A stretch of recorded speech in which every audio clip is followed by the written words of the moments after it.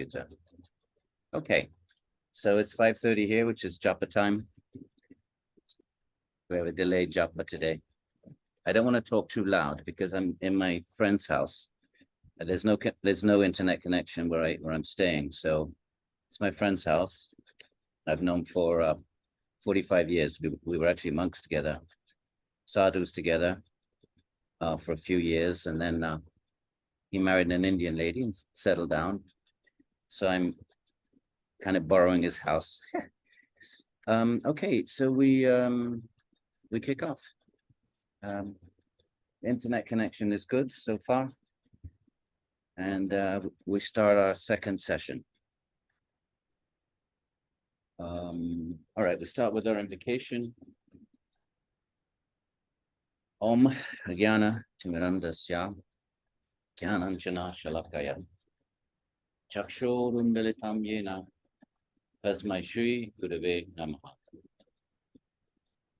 Namo Om Vishnu Padaya Krishna Prishtaya Bhutale Shrimate Bhaktivedanta Swamini Namine. Namaste Saraswati Devi Gauravani Pracharine Nirvishesha Shunyavadi Vishyakti Deshakari Akanda Mandalakaram Yena Vyakam Characharam Tat Padam Darshitam Yena Tasmai Shri Gurave Namaha. Krishna Chaitanya Prabhu Nityananda Sri Advaita Gadadhara Shivasadi Gaur Bhakta Vrinda.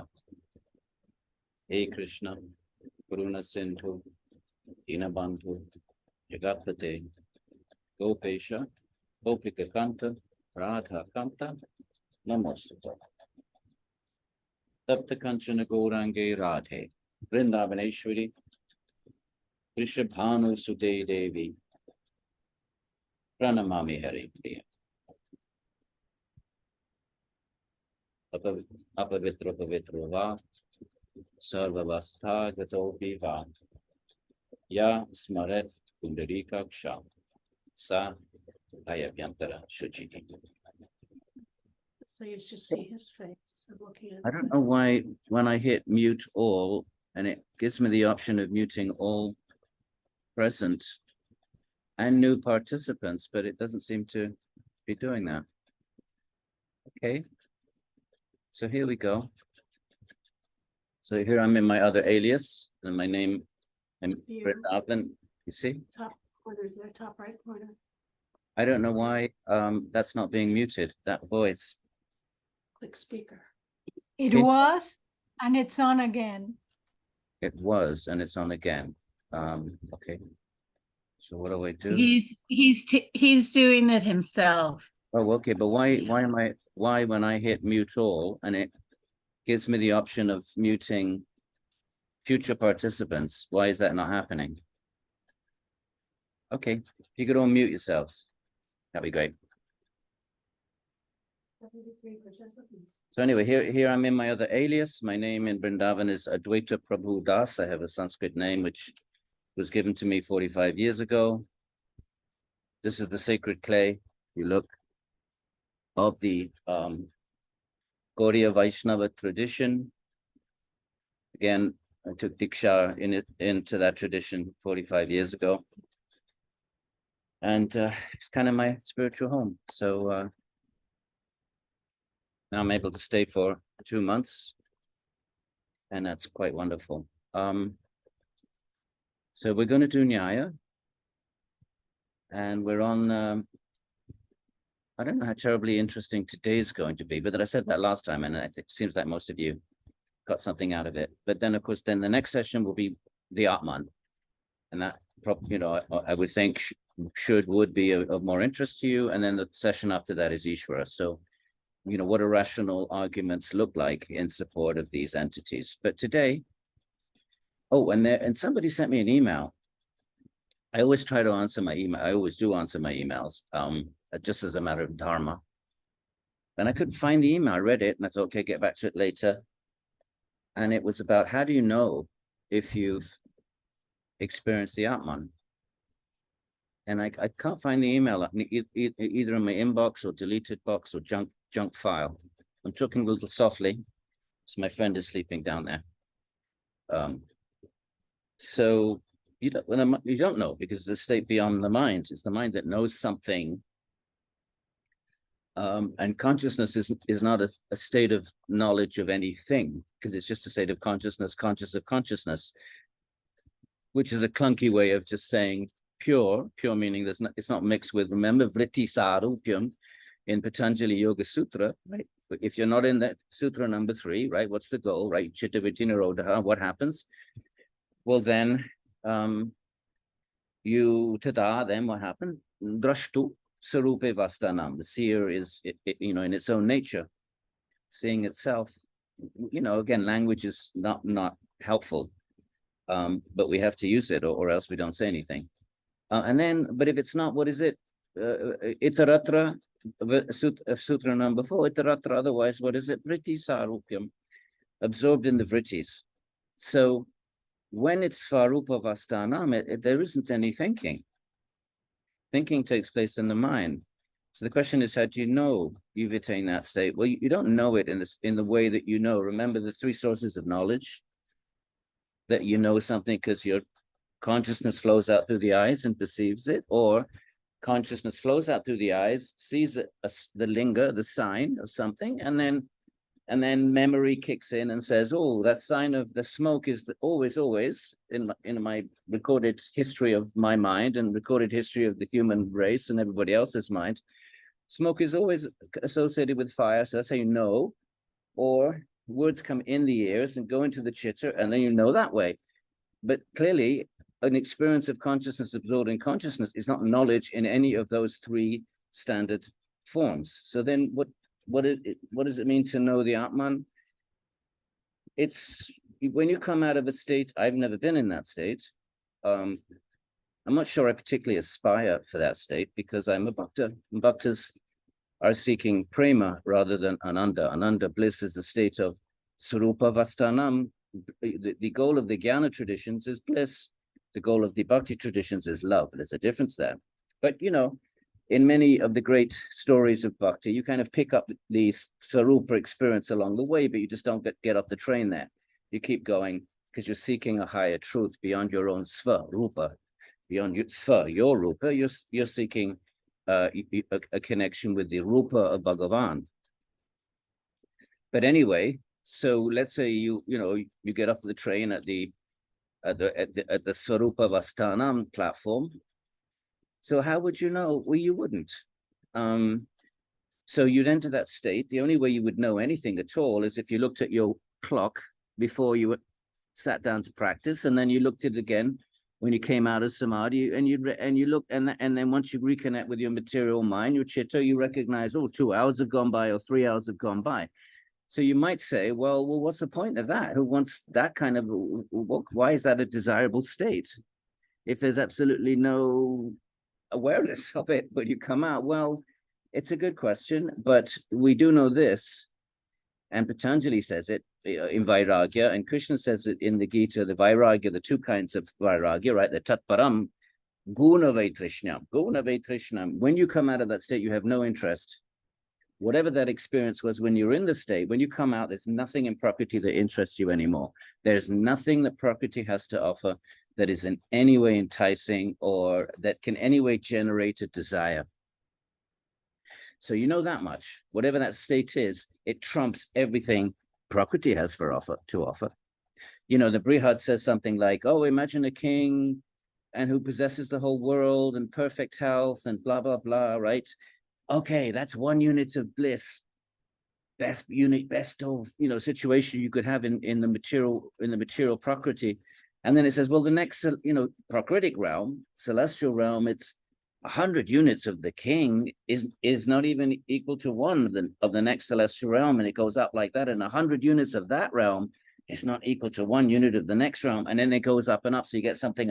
We wrote it on the board once, 10 to the power something or other, and infinite units of that does not correspond to 1 unit of the bliss of Brahman. So we get these little sort of, I guess, attempts, little similes, or whatever you want to call them, to give us a sense in our way of thinking of what that bliss could be like. We can't explain it.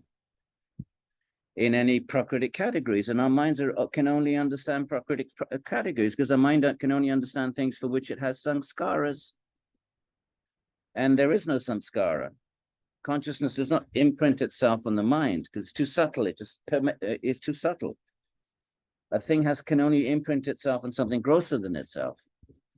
So, so therefore, the sages use little examples, like at least the Brihad, gives us a little story like that, and infinite bliss. So you get this idea of infinite. These are all just things. These are just words that do the best they can to, I suppose, encourage us to seek this eternal infinite bliss. But there isn't anything the mind can do because it can't grasp it. So therefore, it can't perceive it. Although sometimes in Asmita Samadhi, there's talk of the Atman, the mind reflecting the Atman back to itself, but that's a bit tricky. You can infer it, you can make it that three sources of knowledge, you can infer it must be blissful because those who enter that state want nothing more to do with the world unless they remain to help others. That's why the bodhisattvas in Buddhism don't enter the state. They want to help others. And you hear about it from the kinds of examples I just gave, right? The three sources of knowledge. See, now you did that first workshop last week. You can really use these categories. It gives you, I think, a sophisticated way of navigating some of these texts.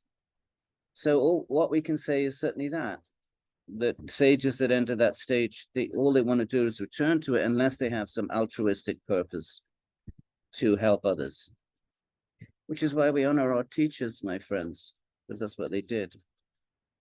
Assuming. I think a lot of what people think is samadhi is just high states of sattva. When you're in a high state of sattva, it feels like liberation to you. Look, you read the qualities of sattva. You're compassionate, you're detached, you're happy. But that's not the bliss of the Atman, but sattva itself is a prakritic bliss. I wouldn't use the word bliss to make a distinction, but prakriti, if you read the Gita, one of the qualities of prakriti is precisely happiness that comes from detachment and freedom of desire. So if you reach a high sattvic state, and I think lots of people who talk about, even Patanjali has 6 stages of samadhi, which are mental states, sabhija states, right? Vitarka, savitarka, nirvitarka, savichara, nirvichara, asmita, ananda, asmita, before nirbija. So those are sattvic states, they're mental states of chitta. So even, Patanjali even schematizes some of these sattvic states. So, and then he says, there are those who think they've become liberated. Patanjali himself says it. There are those who think they've become liberated. Because if you attain a high state of sattva compared to a normal tamasic, rajasic state, that totally feels like liberation. And so it's easy to confuse that. But nirbija is beyond the mind altogether. So we can't say much about it. So whoever wrote me that question, if I didn't answer, it wasn't being neglectful. I can't find the email, but that was the question. Okay. So let us go to our text and chapter 2, doubt and the philosophical method. Right. So this is Nyaya. And everybody trained in Nyaya, all the real theologians, they're all trained in Nyaya. All these, the great, not all the bhaktas, no, but there are lots of bhakti. In fact, bhakti tends to prioritize the uneducated, women, this normal lower class, normally those excluded from, Vedic, high elite Vedic culture, which would be women and the other caste, non-Brahmin caste, and certainly us Westerners. If we showed up in India in the 16th century and we went close to they'd shoo us away. But if our shadow touched them, my friends, Brahmins doing a Vedic sacrifice, we from the West, shadow touches the Brahmin, he's got to run off to the Ganga, take bath. So bhakti knocks all that aside.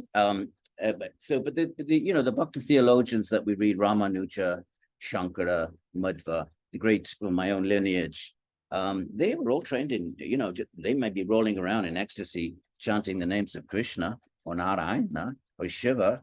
They did all this groundwork on behalf of the lineage to show how it has a totally rational support system, but then they go beyond reason to a place of revelation. So they use reason to establish Ishvara, for example. You can do that with reason, but you know nothing about the nature of Ishvara. So as Vedanta says, you can, so therefore it can only be revealed. So they take reason as far as it can go, but then they understand this is our, this is ego, asmita. Reason is I, a thinking subject, so it's ego. It's a not, high level type of ego, but it's ego.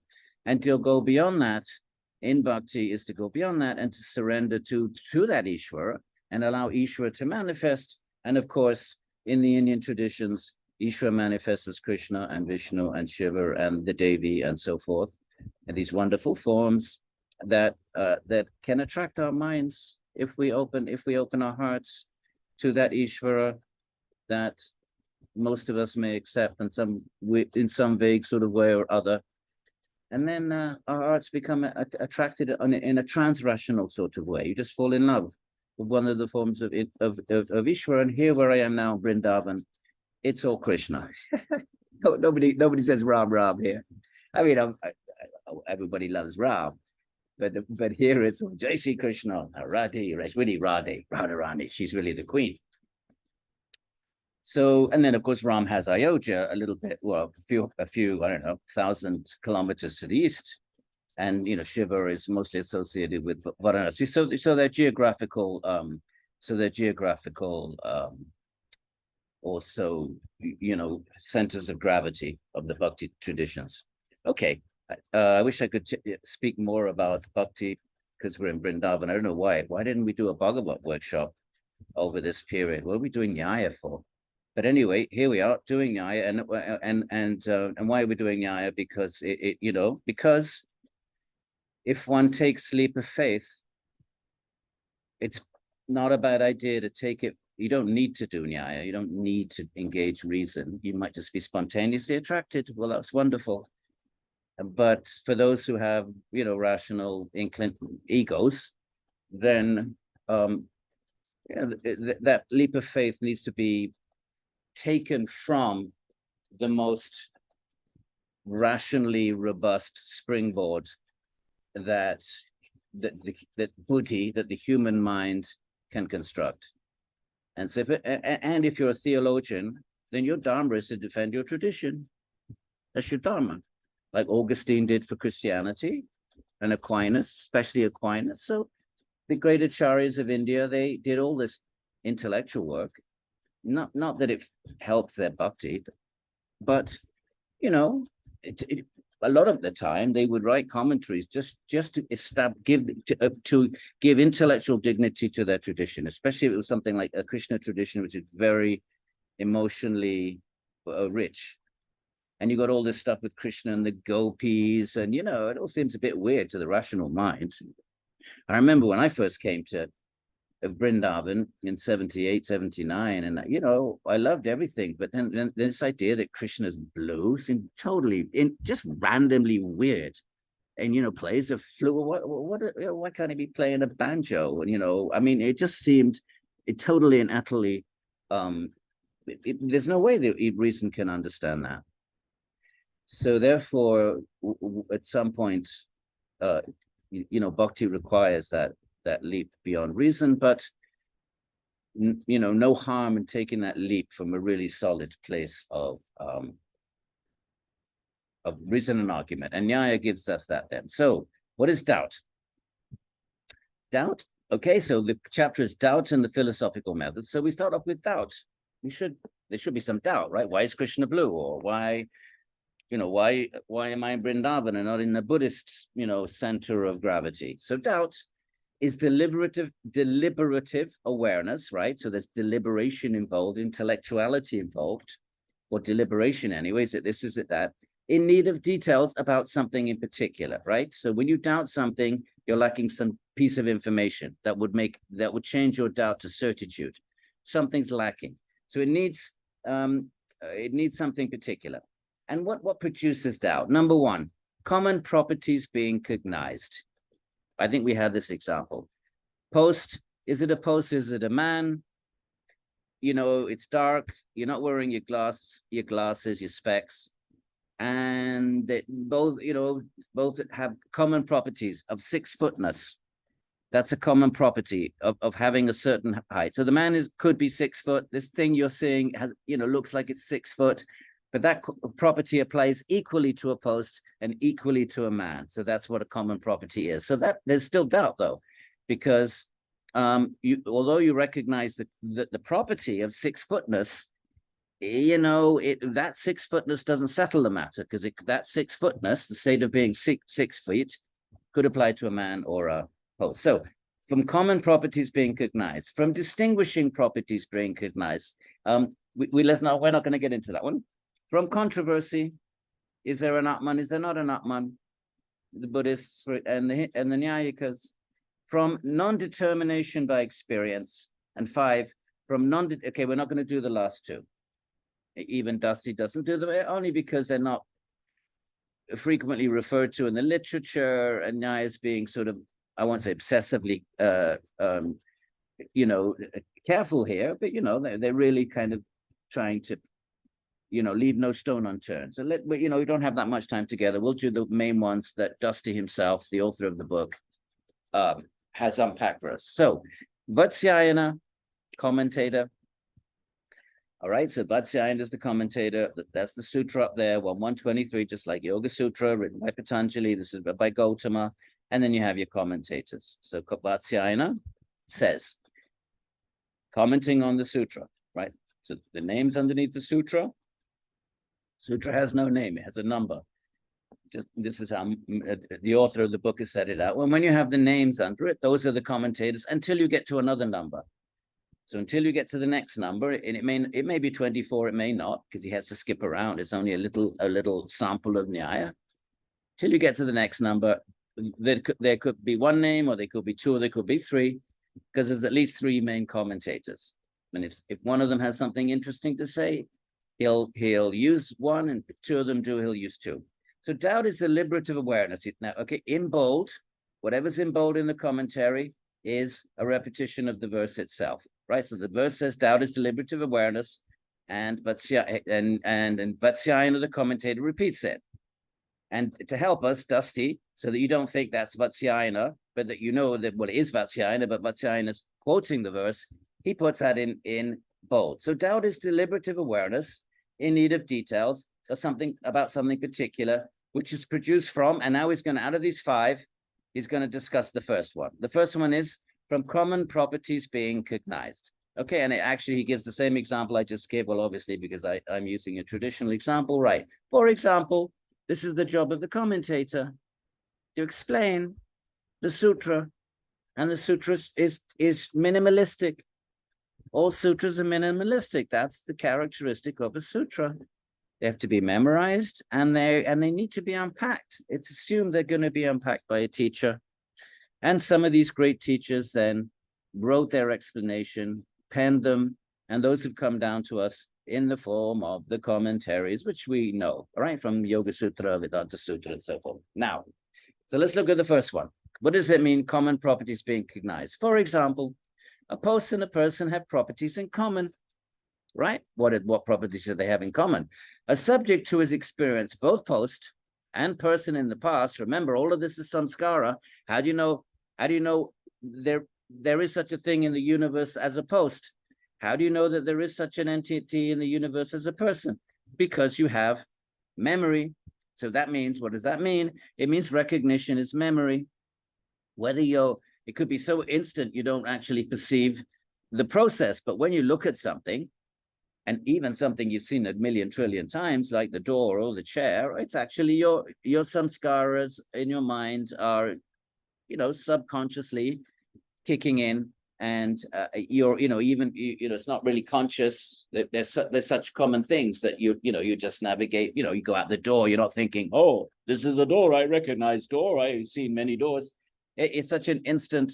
But that's really what's happening. Is the samskaras of doorness, of pastly experienced doorness, are kicking in. Okay, so where are we down here?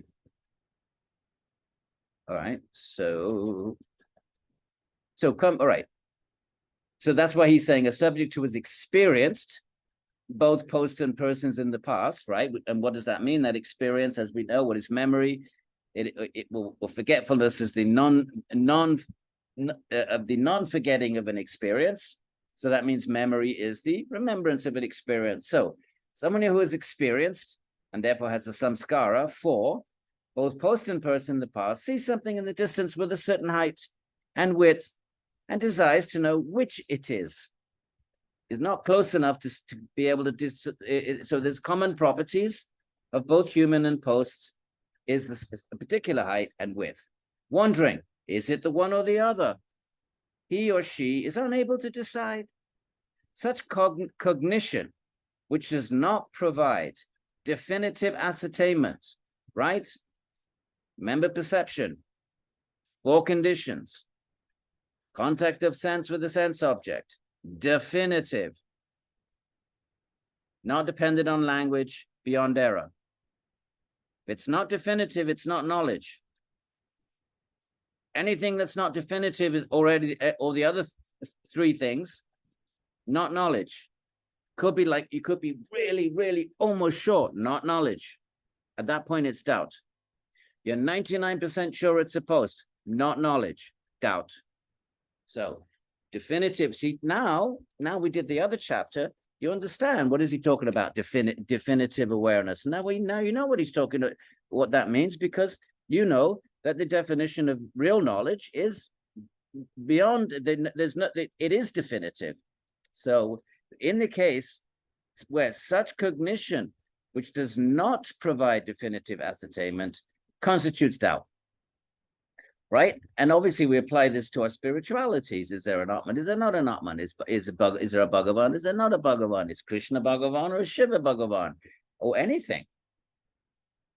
So that's why Nyaya has to get these the discussion about knowledge systems, discussion about doubts in place before they can engage the big ticket questions that we're all interested in, such as Atman. Right, so you got to get your methodology in place. And you've got to get your kind of like the structures of philosophical investigation in place before you then tackle the big ticket existential things, which Nyaya debates with Buddhism for 2,000 years. Is there an Atman? Is there not? Is there Bhagavan? Is there not? Okay, so we'll finish this. All right. Wondering, is it one or the other? He's unable to decide. Such cognition, which does not provide definitive ascertainment, constitutes doubt. The subject experience a property, in this case, height. That's a property. To be 6 foot tall is a property or a quality. So the subject experience a property common to 2 things, but does not experience something distinct to either one. There's nothing distinctive that will settle the matter, right? If it starts walking, oh, now there's no more doubt. You know, it's a person. Why do you know that? Because posts don't walk. How do you know posts don't walk? How do you know? You make an inference. Wherever there's walking, there is a living creature, not a post. Remember the inference, right? The smoke is the sign of the fire. So walking is the sign of something that has life. A post does not have life. You see how it all fits together? You're all becoming sophisticated yogis and yoginis, my friends. So stick with it. Okay, so, right. So the experience requires further information if it is to become knowledge. How does doubt become knowledge? It needs more information than just the idea of being 6 foot. It needs a distinguishing property, a property that distinguishes a post from a human. This provokes doubt. Thus, And now he goes back to the definition. Doubt is deliberative awareness in need of details about something particular. Then he skips the second one, and we will too. And we go on to controversy. So remember, there's 5 ways doubt is generated. We're going to look at 3. The first is from common properties being cognized. If you're interested in number 2, read Matthew's, because the Vatsyayana's explanation of it is so a little bit complex and not particularly helpful that Dusty, the author, my good friend, has rendered it in italics. Now it's going on to the 3rd way, right? Look up here. 1, how is doubt generated? From common properties being cognized. We just did it. From distinguishing properties, read the italics. Now the 3rd way is controversy. Okay, my friends, give me 1 minute and I will be right back.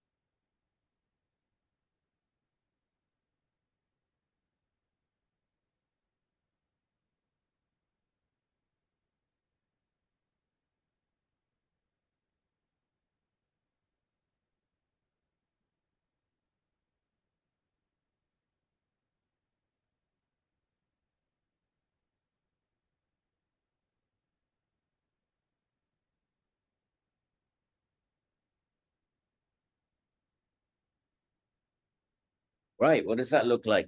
Controversy or controversy. Controversy amounts to conflicting views about a single thing. Okay, that in other words, it's different from doubt. Doubt is that you do have a common property, but you don't have a distinguishing property. Here is when there really is 2 different, views that are being presented as correct. So the conflicting views about a single thing or topic. To be in conflict is to be opposed, incompatible. All right, so these are 2 views that are incompatible. As a result, there's doubt.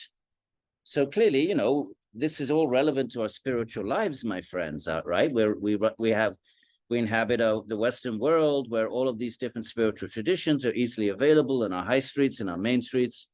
So, there's Buddhism, is Dvaita Vedanta right? Is Vaishnava Vedanta right? Dvaita Vedanta says the world is unreal. Vaishnavism says it's real, but temporary. Advaita Vedanta says, well, there isn't any individual Atman in the highest state. It merges into, or it simply becomes the infinite Brahman. Vaishnava say no, it's an eternal individual. Those of you that did Vedanta, ding, ding, ding. Advaita Vedanta says, okay, God is only real in conventional reality, right? Get it as creator of creation. If there is a creation, there has to be a creator. So sure, do bhakti, do all that good stuff. But when you get to the highest level of Paramarthika, you realize there is no creation. And then, of course, as the idea of a creation disappears, well, it drags along with it the idea of a creator. So the creator, Ishvara, also becomes, in the highest state, understood as Maya. Ramanuja, no. How silly is that? What is this Maya you keep talking about? that, that there must be a God, etc. Right? So therefore, so one view, he gives an example of this conflict. So that's a conflict, right? In Vedanta is a tradition featuring conflict. There's no conflict in Patanjali, except in chapter 4, where he sort of, in a not very polemical way, he kind of, I'm not very comfortable. He kind of engages Vijnanavad Buddhism, a particular school of Buddhism, which is kind of mind-only school. Which is saying there isn't any Atman beyond the mind. If there's the mind itself creates external reality. So, but Vedanta is all about conflicting views. If you want to study Vedanta, you don't just study the commentaries of your tradition, you study the opposing commentaries. So if you're in the Dvaita lineage, you study the Vaishnava commentaries, and you study your lineage's response over the centuries, right? Because this conversation is going on since the 9th century, and so therefore, the opposing camp introduces the latest round of responses, and then your camp has to then respond to those responses. So it's an ongoing system. But a lot of the arguments are classical and historical; they don't change. So from the Vaishnava point of view, if the world is Maya, then what is this Maya? If there's only Brahman, then why does there appear to be the illusion of the world? So therefore, there has to be some reality about illusion, and so on. So therefore, these are standard arguments that the schools feel are valid. But anyway, so that's contested views. Okay, so going back to our text. So one view is but Nyaya is very much about opposing Buddhism. So when Nyaya it does also, have things to say about the other schools, but its primary Purva Paksha, opposing point of view, are the Buddhists. And the Buddhists have their incredible logicians from their side. So basically, logic, it develops from this interaction over the centuries between Nyaya and Buddhism. Buddhisms have they're just stunningly brilliant intellectuals. Okay. So now, so one view is, and that this would be a reference to Buddhism, the Nyaya, there is a self. Another is, and this would be the Buddhist, there is not a self, anatman, that's specifically the term that's used for the Buddhists. They don't necessarily say the Buddhists, but what they would use usually is the term for the philosophy. Those who believe in the philosophy that there isn't an Atman, and that would be a reference to Buddhists. They have other names too. The Kshanikavadins, those that believe that all reality only lasts an instant and then dissolves to be replaced by the next instant. So that's called Kshanika, an instant. Kshana is an instant, and the Kshanika Vada is the follower of something. So therefore, who their opponents are from the language they use, even if they don't come out and say the Buddhists. So here's the doubt, right? Keep our eye on the ball. The third way of doubt being generated is controversy. So one view is there's an Atman, another is there is an Atman, there isn't an Atman. Furthermore, it is not possible to think both exist and fail to exist at the same place. So in this the third form of doubt, the two properties incompatible, right? That's different from the post and the human. The post and the human have common properties. And you want to distinguish in property. So this is a little different in that score as well. Okay. Right. And no reason is found that would definitively prove the one side or the other. You can't find a good reason to take this view that there is an eternal Atman versus the view that consciousness is momentary and can never be Svarupa Vastanam, because it's always interdependent with its objects. In such a situation, there is doubt, an absence of ascertainment of the truth. He's just telling us what doubt is now. He's not going to settle this debate. That's going to be the next chapter. It's going to be next week. Right now, he's just telling us, why are we even going to talk about the Atman? Why should we, like chapter 3 is going to be about the Atman? Well, why should we have a chapter on the Atman? Well, because there's doubt about whether it exists or not. Okay, so then what is doubt? And so in this chapter, he's telling us what doubt is, that then triggers philosophical investigation and debate, often with the Buddhists. Okay, so that was Vatsyayana. Now we have another commentator, Udyotkara, and these numbers here are the numberings of in the commentary. We're still on the same Nyaya Sutra. Why? Because we haven't come up to a new number yet, a new verse with a number. These numbers after the names are all commentators. And the numbers that follow the names are the numbers in the commentary. So with Yotkara, he repeats the verse again. Doubt is producer of controversy. The meaning of the word controversy or controversy, depending on which part of the side of the Atlantic you live, or the meaning of the word is discussion where there are contradictory views. Okay, is there an Atman? Is there not? Contradiction.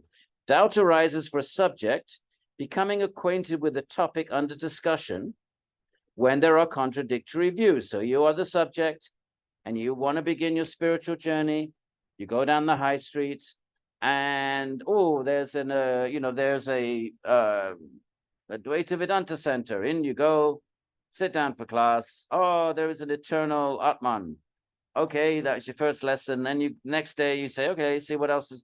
Go a bit on the other side of the high street, Buddhist center. Sit down for class. There is no Atman. This is a myth of the Vedantins. There is only momentary consciousness. And now you've got these two different views. Hey, and I'm sure many of you that might ring a little bell. Okay. Now, okay. So doubt arises for a subject becoming acquainted with a topic under discussion where there are contradictory views. So there's a topic under discussion, right? As a matter of fact, this discussion's been going on for 1,200 years and longer. Okay. Given that our subject knows something about the thing or topic of dispute, well, you know something, you know that you're conscious and you're kind of interested in who you are, and at least you know that you're conscious beings, you know a little something. And it is undecided whether the assertion or denial is correct. You don't know, just from going to class in with the yoga center, or someone's giving a class on the Yoga Sutras, and then across the street they're giving a class on, Nagarjuna. You don't know. How do you know? It's undecided whether the assertion or denial is correct. So the cause of doubt that arises from controversy depends on there being speakers or advocates, right? You got a Swami in one side of the street. He's an advocate. He's reading the Gita. He's all fired up, gun-ho. Swami, his guru told him, you teach the Gita and it will help the world. So he's all right. On the other side, you've got a Buddhist. Oh, yeah, you're following the footsteps of the Bodhisattvas and you're teaching the Dhamma. So there has to be speakers or advocates. Right, now, which side, right? So this little, when they have the these inverted commas here, this is what you should be thinking. I mean, this is what their kind of imagined person with doubt is thinking. Which side is proposing the correct view and which is proposing the incorrect view, right? So quotation, in Sanskrit, you don't have quotation marks. You have the word iti, iti. So when you have a sentence followed by iti, then that whole sentence that the iti is tagged onto at the end is a quotation. So it could either be someone speaking something, iti, or it could be your own thinking, iti. So thinking thus, ba-da-ba-ba-bam-bam, right? Or rather, da-da-da-da-da-da, right? In English, we put quotation marks. In Sanskrit, you just have the sentence. And then you have iti, thinking thus, Arjuna went into battle, or whatever it might be. Or it could be direct speech. Oh, Arjuna, those who are wise lament neither the living nor the dead. Iti, Sri Bhagavan Uvacha. Okay.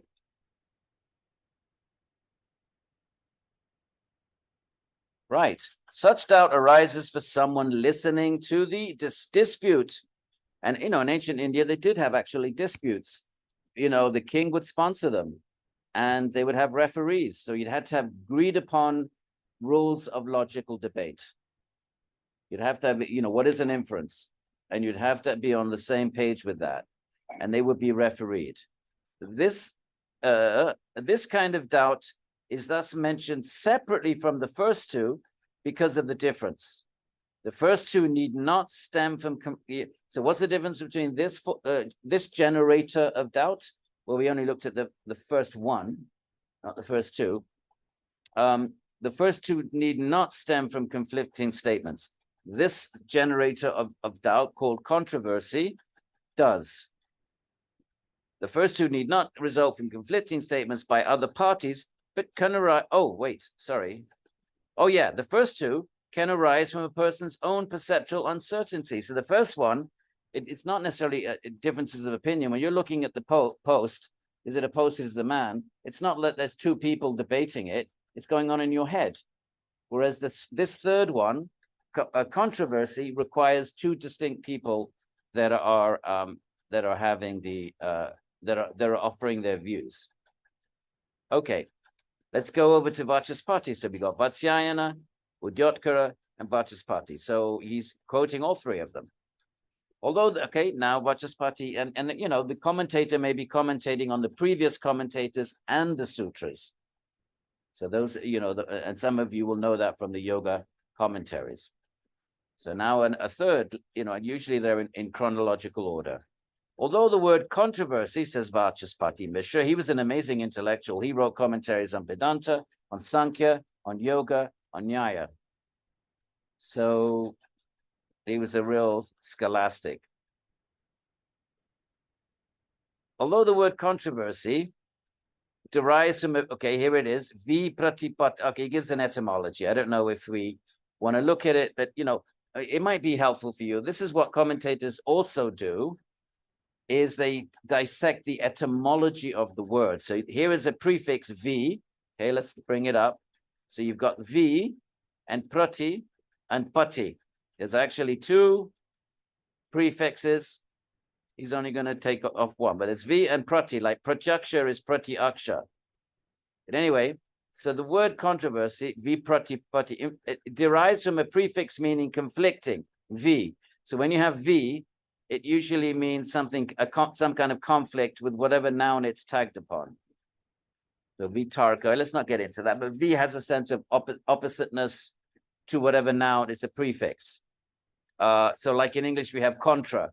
So we have diction, which means, you know, diction, like dictate, diction, and contradiction.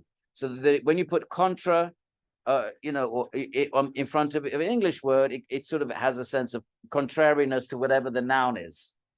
Okay, even the word contrariness, I didn't mean that, but it so happened that's another example of that. So what is it? V and a noun meaning understanding. Pratipati is understanding. So we have V pratipati is there isn't understanding, such that we might think at least two persons are involved. Udyotkara indicates that the so-called discussion could be internal to the person having the doubt. So this conflict, I gave the example of a Buddhist studio and the yoga studio. So there's two people giving classes and saying contradictory things which are incompatible with the other. Either there's an eternal Atman, no, there's not. You can't put those two things together. One is right or one is wrong, right? But that conversation, Vachaspati Mishra is adding, right? So he's accepting. You always tend to respect the previous commentators. So Udyotkara says something, right? So he's respectfully saying, Udyotkara indicates, right? That's the previous commentator, right? You do namaha to the previous commentators, right? You do namaha to Guruji Iyengar, but you do namaha to Krishnamacharya. You're not going to sort of like disagree. And if you have some disagreement, you frame it in a way that it is kind of not really a disagreement. You sort of say, well, but, you know, I'd like to add to that, as we might even do if you're having a polite difference of opinion in English. So Udyotkara indicates that the so-called discussion could be internal. So he must be referring to, he's not referring to what we read from Udyotkara. There must be, Dusty has just taken out a paragraph, but, you know, Udyotkara tends to be quite verbose, they're quite long commentaries. So probably sometime after this passage, Udyotkara may have said, oh, but this discussion, it doesn't have to be the Swami on one side of the street and the Buddhist on the other, it could be in your own head. It could be internal to the person having the doubt. Okay, so doubt from controversy could also be taking place in your mind, in your head. Now we get to tarka. So we've discussed doubt, Samshaya. I wonder, do they use the term Samshaya? I don't think it gives the Sanskrit doubt. Well, one term is Samshaya. I wish there was a bit of Sanskrit here, but you know what? It's just a reader, an introductory reader. Okay. I think it is. It's Samshaya. Okay. Yeah, but I don't know if because there's lots of words, Eleonora, for doubt. Why do you think that? Do you have the text? Because I read it already, yes. Oh, okay, great. All right, now we get to this thing called tarka, which is kind of what debates. This is central to debate. So, okay, tarka is reasoning that proceeds by considering what is consistent with knowledge sources. It's got to be consistent. Knowledge sources give you knowledge. We're now in the chapter about doubt. If something is if the knowledge sources are doing what they're supposed to be doing, there is no doubt. Remember, one of the 4 requirements of a knowledge source is inerrant. There's no error. But what about all the other cases? So therefore, it isn't a knowledge source. By definition, doubt is not a knowledge source because knowledge sources are without doubt.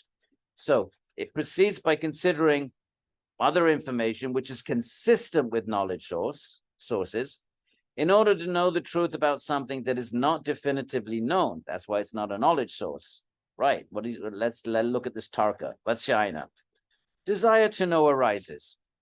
In the first instance, why do you need to know? Remember anyone remember the first verse of the Sankhya Karika, Sankhya Sutras? It is because of the threefold suffering. Body, mind, number 1. Other living entities inflicting a suffering, number 2. And adibautika, adidevika, and things like the rain, too hot, too cold environment. These are the 3 sources of suffering inflicted on all living beings. The suffering that comes from your body, mind, number 1, that's your own, psychophysical mechanism. 2, other people, could be mosquitoes, could be, invading armies, could be, your son or daughter causing you grief, could be a parent that's dying and there's nothing you can do. That's other living entities. And 3rd is natural occurrences. Right now, I'm sorry. So the Sankhya says, because of suffering, there arises the desire to know why. I think it's a very important verse because it indicates that the spiritual path necessarily is preceded by suffering. If there was no suffering, why would you look for a spiritual path? There's no suffering, you'd be happy. If you'd be happy, why are you looking take a path going somewhere else? Why are you looking for some state of bliss and some Brahman or some Atman that you read about in the Upanishads? Why would you do that? You're happy. When you're happy, you don't, happiness is not necessarily a friend of spiritual dedication. And suffering can be a friend. But anyway, that's another story. So that's why the Buddha says, first noble truth, all is suffering. Second, and there's a reason for that. And 3rd, there's a state beyond it. Okay. Now, so doubt, desire to know arises in the first instance when the truth about something is not known. This thing should be understood. And the thing being considered has 2 contrary properties attributed to it, such as one wave is thinking, maybe it is this way, maybe not. Maybe consciousness is eternal when it is svarupa vastanam, situated in its own nature. And maybe it's just momentary when it's absorbed in the ever-changing vrittis of the mind and the ever-changing nature of Prakriti. So maybe it's momentary when it's externally absorbed, but maybe it's eternal when it's svarupa vastanam. So that's one possibility, but the other is the Buddhist one, which is no, there is no svarupa vastanam. Consciousness itself is just like everything else. Everything, not just the chitta, is momentary, changing every moment, not only is the external Prakriti changing at every moment, right? Physicists would agree with it, right? Aren't there atoms whizzing about? Nothing is static. You know, everything is in motion and the subatomic level. So Buddhists would, you know, knew that. I don't know how they knew it, but they you know, they definitely had that ontology or something similar. So, oops, sorry, get rid of that. Right. So maybe it's this way, maybe not. Granting that there is that there is a means to establish one of the two properties, right? He holds there is pramana, evidence, that would settle which is possible. So you believe, well, okay, I don't know which is which, but I believe there's a way of settling this. One side is possible, given the evidence of knowledge sources and not the others. So one side is possible. What's the evidence of the knowledge sources? Well, the yogis who entered Nirguna Samadhi, that's evidence. They've experienced it. That you can, you know, you can use inference in the next chapter to establish that there's an Atman, eternal Atman, and other knowledge sources, the Upanishads give you the information. Okay, so we still don't have a very good. Let's see if we can get a better understanding of Tarka.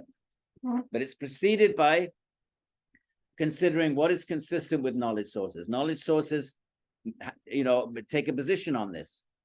Is the knower? So here's the question about, you know, that here's the doubt actually. Is the knower something that has been produced or has not been produced, right? The Atman has not been produced. If something is eternal, it's not produced. Anything that's produced is clearly not eternal. So the Buddhists would say consciousness is produced every moment because everything is momentary. So if everything is momentary, then at every moment of reality, all things are being produced.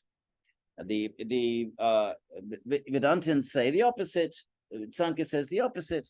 They would say Atman is not produced and neither is Prakriti.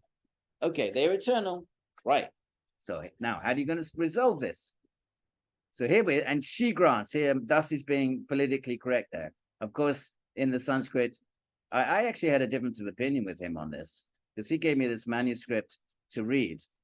And he was putting he and she and he and she. And I obviously we all understand why you would do that. I personally felt, you know what, that's not okay. You know, you're translating an ancient text. Have footnotes. Have a discussion on sexism. Do all of that separately, but you can't change what's in the text. If you do that once, it's a slippery slope then. What if you start saying, okay, well, you know, this stuff about being vegetarian, that's kind of out of, you know, let's get rid of that bit. Or, oh, well, how about this other bit? You start editing the text.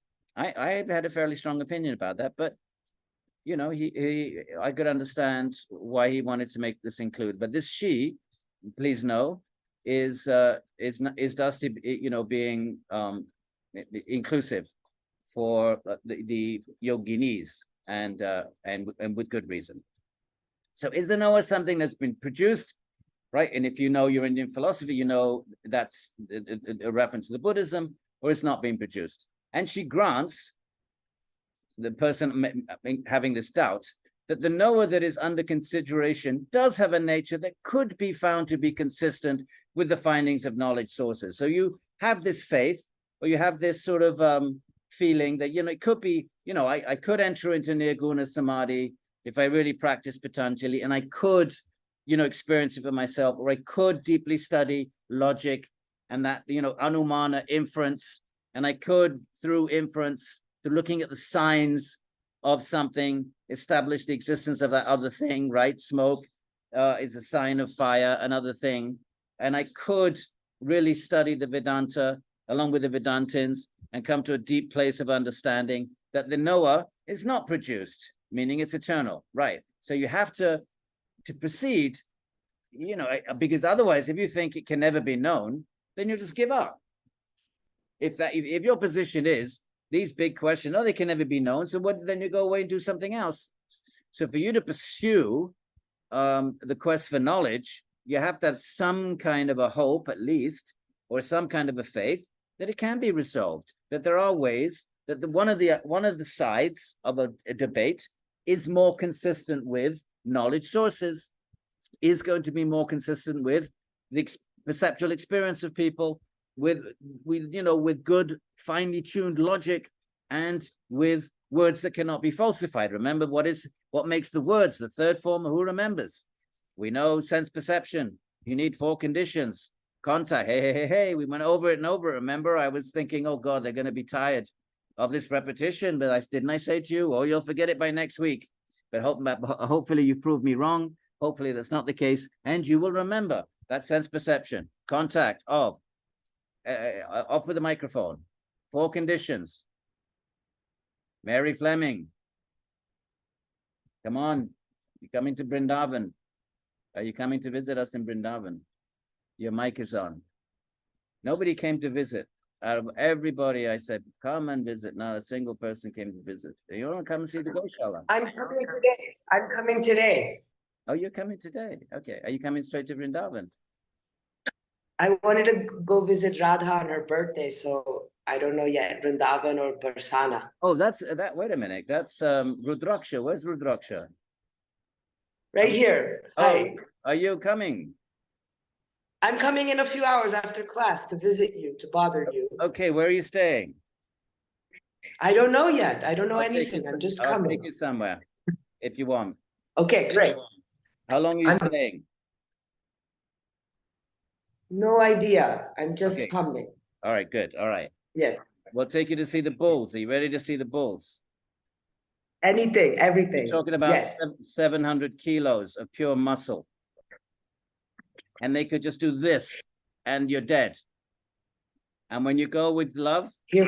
they come and they put their necks down. So you can, we have these metal, you'll see the metal brushes, really, and you brush their necks and they become like lambs. You ready for it?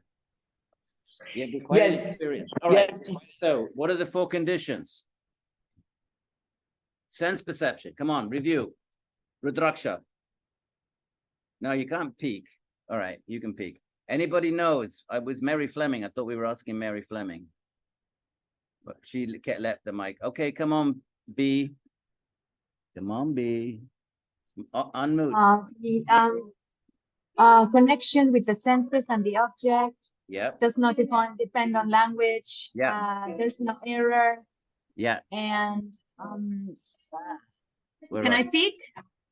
Yeah, no, I'm looking for B so we can highlight her. All right. Oh, there she is. Okay. It's Right. Yes. definite. Very good. Very good. So, contact of sense and sense objects yet does not depend on language. Then There's no error. It's no inherent. error. And one last one. It's definite. Definitive. Excellent. Okay. Right. And what do you? So that's how you get valid knowledge, not doubt, not controversy. Actual knowledge. You don't need to do anything else. You have the knowledge. You don't need to ask questions. It's not controversial. There's no doubt involved. Right. The second way, Philip Zaleski, Yes, indeed. inference. How does that work? Inference, yes, inference. Well, if I see smoke, I infer there's fire. So put that in the sort of language of Nyaya. What would they call smoke? What is They it? would call smoke. It's it's Remember it's Shiva what? What does Shiva have?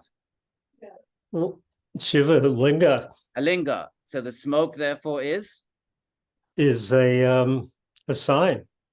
Is a sign of something that Beyond necessarily entails. Yes, it points to something else, doesn't it? exactly. Yeah. So therefore, that's what you need for inference. You need to have an inviolable connection. There can be no exception to that. That linga always, in all circumstances. Go ahead, finish what I'm saying.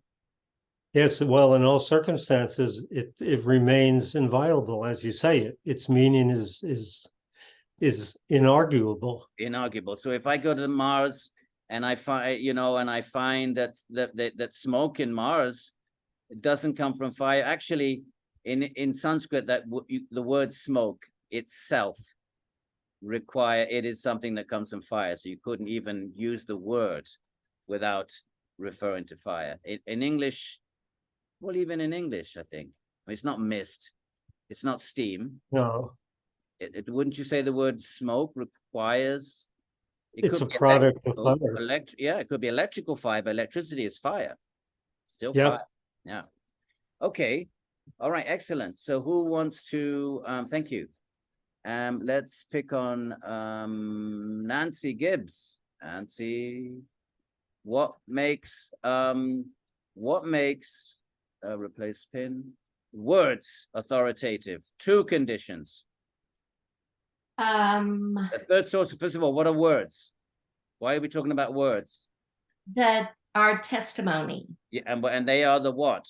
Source of They're, knowledge.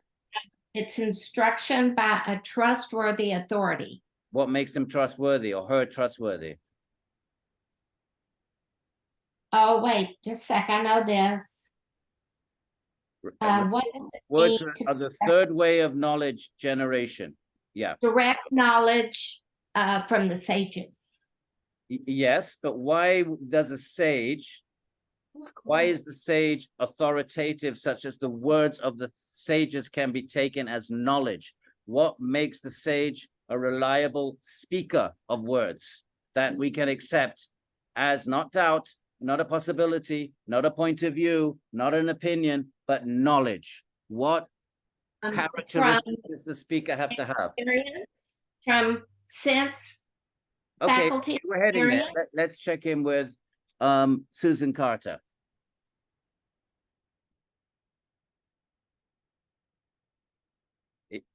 It's okay if you don't, just say if you don't want to do it. Carl, Susan, if you're trying to say something, your speaker's off. Okay, we'll let you go. Carl, Forza, Carl. All right, last one, last chance on behalf of the group. What makes a speaker authoritative such that we have the right to say, I heard from the Upanishads, or I heard from this, guru or that guru, and I now have knowledge, rather than, wouldn't we tend to say, oh, I heard a point of view and it was interesting. On what grounds would we say, no, it's not a point of view, it is knowledge. And remember, knowledge cannot be falsified. Remember what knowledge is, cannot be falsified. So on what grounds can I walk away from an encounter with words, either written or oral? Okay, my friends, that speaker has to have experienced the thing in question. Has to have experienced it. Having experienced it, there is no doubt. We're not doubt, there's no controversy. Okay. The first condition and the second condition, Ruzana, is for words to be reliable. First is that the speaker has to have experienced it. Second, so I see the fire on the mountain, and I'm a park ranger. I've seen it, and I come down and I tell you, you haven't seen it, nor have you seen the smoke. You haven't seen the linga, nor the thing itself. He's So trustworthy. yes, but we're asking. We find him trustworthy. That was the last one. Trustworthy means that you've experienced it. What's the second condition? To communicate. Desire to communicate. If you have no desire to communicate, you're not going to speak. Oh, yeah. If you don't speak, there's no words. All right, we're just doing a review. Now you know why I repeated, everybody. Don't tell me that it's repetitive. I don't want to hear, oh, this guy's repetitive. Now you know why pedagogy equals repetition. It's a mathematical formula. Just like 1 + 1 = 2. Pedagogy equals repetition, repetition. And you know that from your asana, my friends. Right then. So, we'll let you off the hook here. Go down here and right. Right now. So here's the question. Is the Noah produced or not? That is and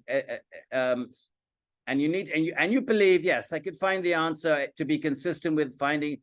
If you don't believe that there is an answer, then there's no point pondering something. It's only when you think, you know what, I think logic, or I think words could solve this issue, that you then continue with your deliberation, right? Tarka is reasoning that proceeds by considering what is consistent with knowledge sources. So you have to have faith that your reasoning is consistent with knowledge sources. Let's keep going. She thinks if the knower is unproduced, right, if the Atman is eternal, then one could experience the fruit of one's own action, karma, in a previous birth, accounting for one's lot of pain and karma in this life. So if you believe there's an eternal Atman, then your suffering in this life is caused by your karma in the past life. So that means the you, the deep level you, has to be the same. The one that did the deed in a past life, that one is the same one who takes the fruits in this life. So that makes sense to you. On this supposition, there could be both the cycle of birth and death and rebirth and final beatitude. So if you accept that there's an eternal Atman, then you can, that fits in better with the idea of samsara, because the cycle of birth and death requires the same person that's cycling around birth and death, not some other person, not some person that a different person that's produced every moment. So you're using tarka now, tarka, to get to this place of favoring one view over another view. Why would you favor the view that the Atman is eternal? Because of karma. Now the Buddhist accepts karma. You don't have to debate the principle of karma with a Buddhist. You only have to debate things that you differ between you or each other about. So Buddhists and Hindus accept karma, so that's a given. So now, if we both accept karma, what fits in better with the notion of karma? The view that there is the same eternal Atman, or the view that the Atman is, the consciousness is produced at every moment? If you accept that there's an eternal Atman, then the karma makes sense. You did the deed, this life, past life, you get the result.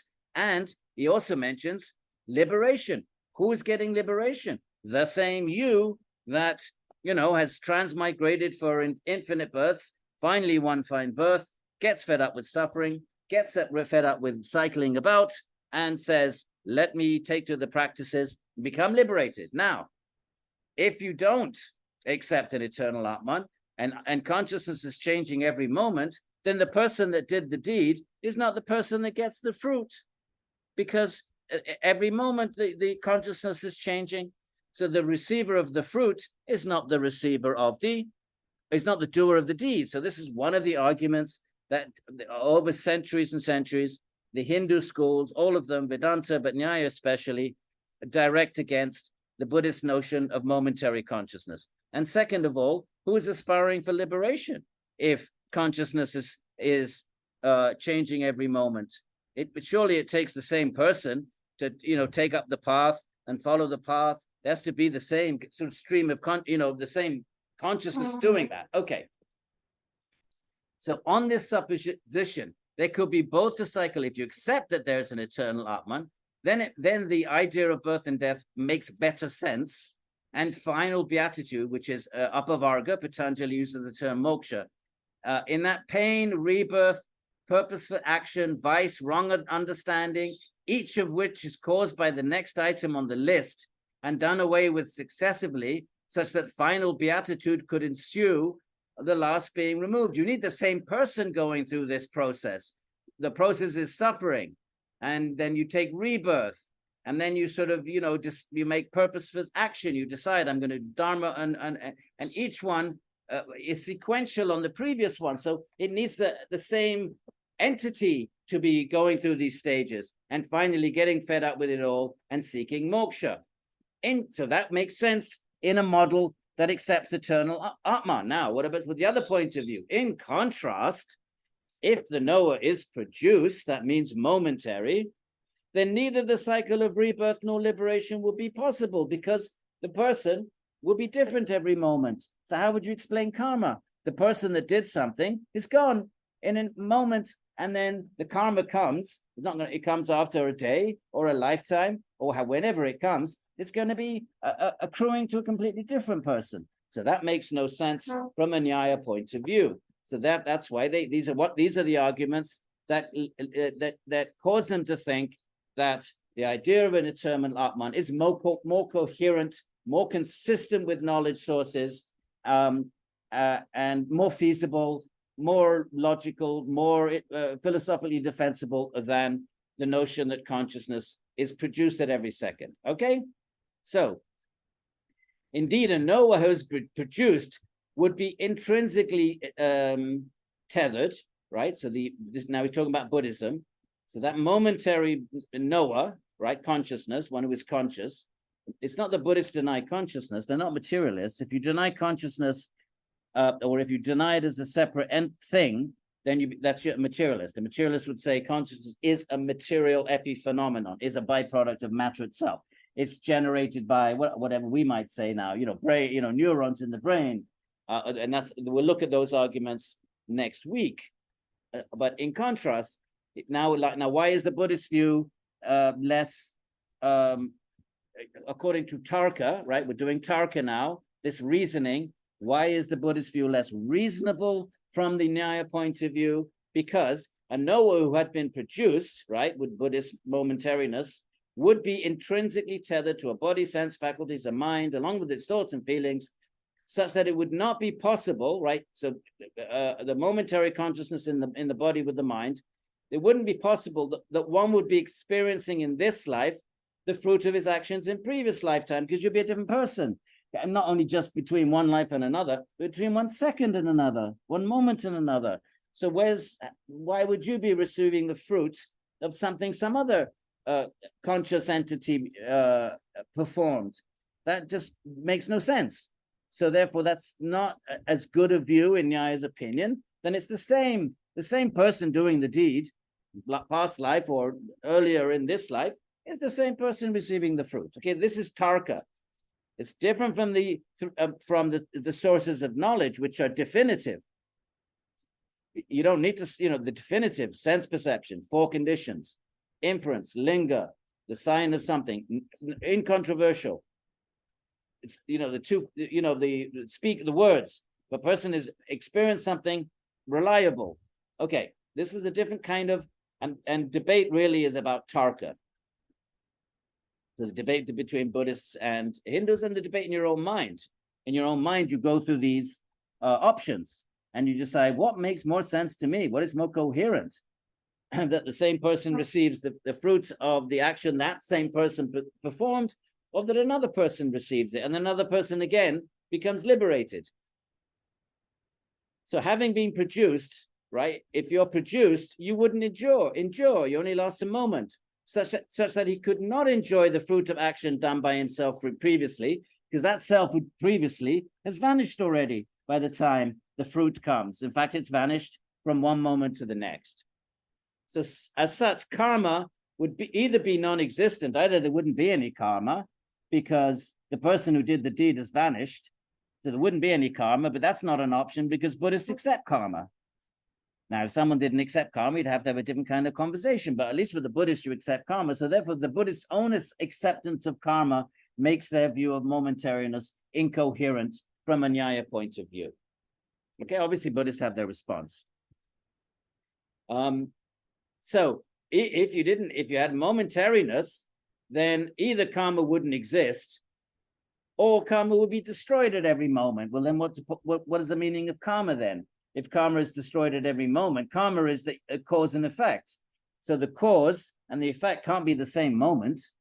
Cause and effect require at least 1 moment's difference. I hit you and you hit me back. There's got to be an interval of a moment at least. So therefore, you cannot have karma on a momentary ontology from the Nyaya point of view. So in this way, okay, what's all this got to do with Tarka? In this way, okay, no, you haven't finished the argument yet. In this way, a single being could not maintain a connection with a plurality of bodies over time. It wouldn't be the same, we'd talk about birth after birth after birth, but it wouldn't be the same Atman recycling or reincarnating because the Atman is momentary. So you couldn't have a same being, but then you couldn't explain why you get a body? Why do you get a particular type of body and not another type of body? That would be Lakshman Chaya. Se vuoi il chai. Vuoi salutare I studenti? It's my friend, just woke up. Okay. Gotta have chai. Gotta have chai first thing in the morning if you're in India.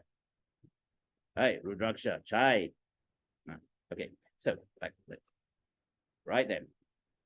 So in this way, a single being could not maintain a connection with the pluralities of bodies over time if the being is momentary, nor could there be an ultimate disconnection in the form of liberation. Who is going to disconnect from the bodies if that entity is produced and momentary? There would be no liberation. Who's getting liberated? That liberation, even in liberation, everything will be momentary, which of course Nagarjuna would agree upon. Now, when they would have their way of explaining it. So now, what's all this got to do with Tarka? By reasoning suppositionally like this, suppose there is an Atman and suppose there is not an Atman. Let's suppose these two options, and then let's look at karma and reincarnation. If we suppose there is an Atman, then it makes sense that Atman in life number 1 does a deed. The same Atman is reborn in life number 2 and gets the result. Supposing that, that's coherent. If we suppose that Atman is momentary, it's produced every moment, then the Atman that is momentarily produced in life number 1, after a moment ceases to be, then the fruit comes in life number 2. That if we suppose like that, it's a different Atman. So which is a better explanation? So this is Tarka. And you see how it's different from the knowledge sources. By reasoning suppositionally like this, one will come to see that no explanation consistent with knowledge sources is right. It's not consistent with inference or words or perception to hold a view of momentariness according to Nyaya. Goes against logic, goes against experience, right? We experience that and so forth. So no explanation consistent with knowledge source is possible for the view that the self is produced. Nyaya is not, it feels that this is incoherent, which she would then accept. This, so what's all this? This sort of reasoning is Tarka. It's suppositional reading, suppositional reasoning. If we suppose this, then this is the consequences. The same self acts, the same self receives the fruit. But if we suppose this other thing, self is momentary, then this is the consequence. The self that does the deed is not the self that receives the effect. Which of those two forms of supposition is more in tune with knowledge sources? Answer.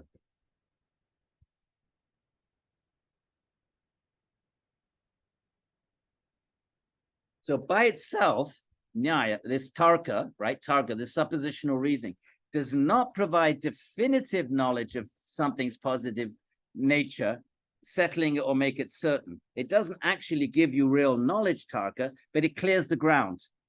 It gets rid of spurious options. So it itself doesn't actually give you knowledge. If you want knowledge of the Atman, then you either have to perceive it by doing Patanjali, or you have to study the inferential lingers. What are the lingers of the Atman? What are the signs of the Atman? So you either have to, if you want to know the Atman, let's be clear about this. What's the difference between Tarka and the 3 sources of knowledge of the previous chapter? The sources of knowledge in the previous chapter give you knowledge of the Atman. You perceive it, Sarupe Vastanam, by Patanjali, right? That's Pratyaksha, higher Pratyaksha. Remember, higher and lower.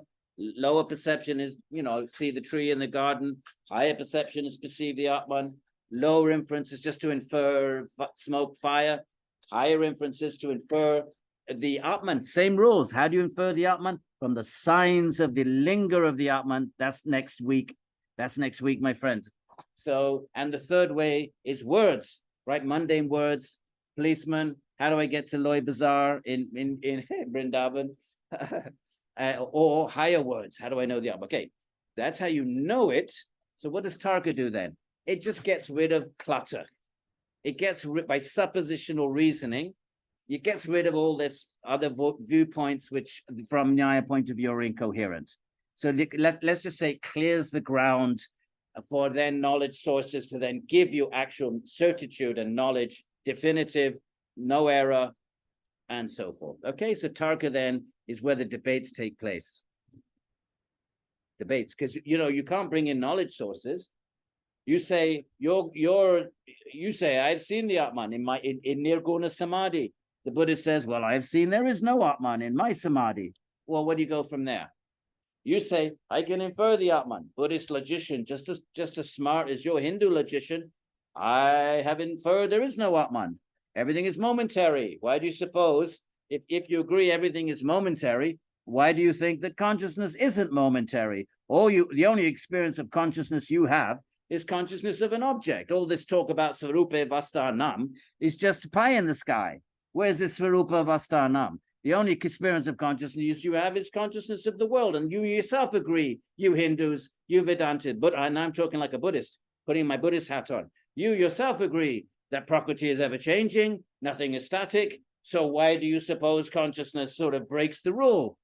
You could even make an inference. Everything that exists is momentary, right? So, like wherever there's smoke, there's fire. Whatever we perceive is momentary. Everyone agrees on that. So why do you sort of come up with this random idea that something avoids this rule and there is this thing that is non-momentary that you Hindus call an Atman? Well, it's all pie in the sky. So therefore, the Buddhist has his argument and words. Well, yeah, your Upanishad says it an Atman. Well, I tell you what, to your Upanishads, like the Italians, you take your Upanishads and you go jump in the lake with your Upanishads. We got our Buddha, we got the words of the Buddha. What makes you think your Upanishadic words are better than our words? Right? So what are you going to do? What are you going to do? Your three sources of knowledge are not going to agree, so then you have to go engage Tarka. Okay, fine. Your guru says this, our guru says that, your logic system says this, our logic system says that, your sacred text says this, our sacred text is, we're not getting anywhere with that. Right, let's have a debate, and the debate's going to be proceed by the rules of Tarka. Okay, so there we are. Let's move along. So now, objection. How is Tarka even aimed at the truth? What's Tarka got to do with the sources of knowledge, right? Seems like a fair question. The first chapter was all about sources of knowledge. What was Tarka got to do with this? As we have characterized it, this lucid process of reasoning suggests, it doesn't give you knowledge. Only the three pramanas do that. But it suggests, by the kind of arguments we just looked at, that something, one of the two views, is consistent with knowledge of the truth. And it's then followed by knowledge of the truth. So Tarka clears the way, but then if you want to know this Atman, then you have to do Patanjali or do serious inferential studies, or go with the Vedantins and really engage in Upanishadic hermeneutics. So it's consistent with them, but it has to be followed by knowledge, right? So Tarka is aimed at knowledge of the truth. It itself isn't knowledge of the truth, but it's aimed at it. It's a method to sort of clear the way, right? Which of these, right? Why should I study Upanishads and not the Buddhist text? Why should I believe this samadhi, this Hindu person claiming samadhi and not a Buddhist one? Why do I study Hindu logic, not Buddhist? You have to have some reason to put your energy in one camp or the other. So Tarka helps you get to that place where you then have to pursue the knowledge sources if you want to know that thing. Okay, Tarka itself doesn't give you actual knowledge. It gives you an idea of where's the best place to look. So Tarka presupposes the knowledge sources in that its method is to suppose that there is a source. If you didn't think there was a truth, why would you engage in suppositional reasoning? What's the point in just chitta-vrittying when if you really don't believe there is a truth? Why would you chitta-vritti and say, well, maybe this, unless you just enjoyed that? I suppose academics enjoy that. There are philosophers that don't really believe in an absolute truth. They just enjoy, or let's read Kant, let's read Schopenhauer. That's just what they want to do with their life. That's fine. But they don't. But for Nyaya, that's a waste of time. There is truth, and what are the best ways of approaching that truth? All right. So it is sanctioned for use in debates. Debates are then take place with Tarka, aimed at the truth. That's called Vada. Okay, and the person doing Vada is the Vadin or Vadini. So Vada. So Bodhavada. Okay, let's say Buddhism, right? Everything is momentary. The word for that is kshanika, momentariness. So so that's what they call the Buddhists. Kshanika Vardins or Anatman. We met Anatman already. Those who do not believe in Anatman, so the philosophical view is Anatman, and those who follow it, and that view is called Anatmavada, and the follower of Anatmavada is Anatmavadin or Vardini. So Advaita Vada or anything, Sankhya Vada. So Vada is just a philosophy.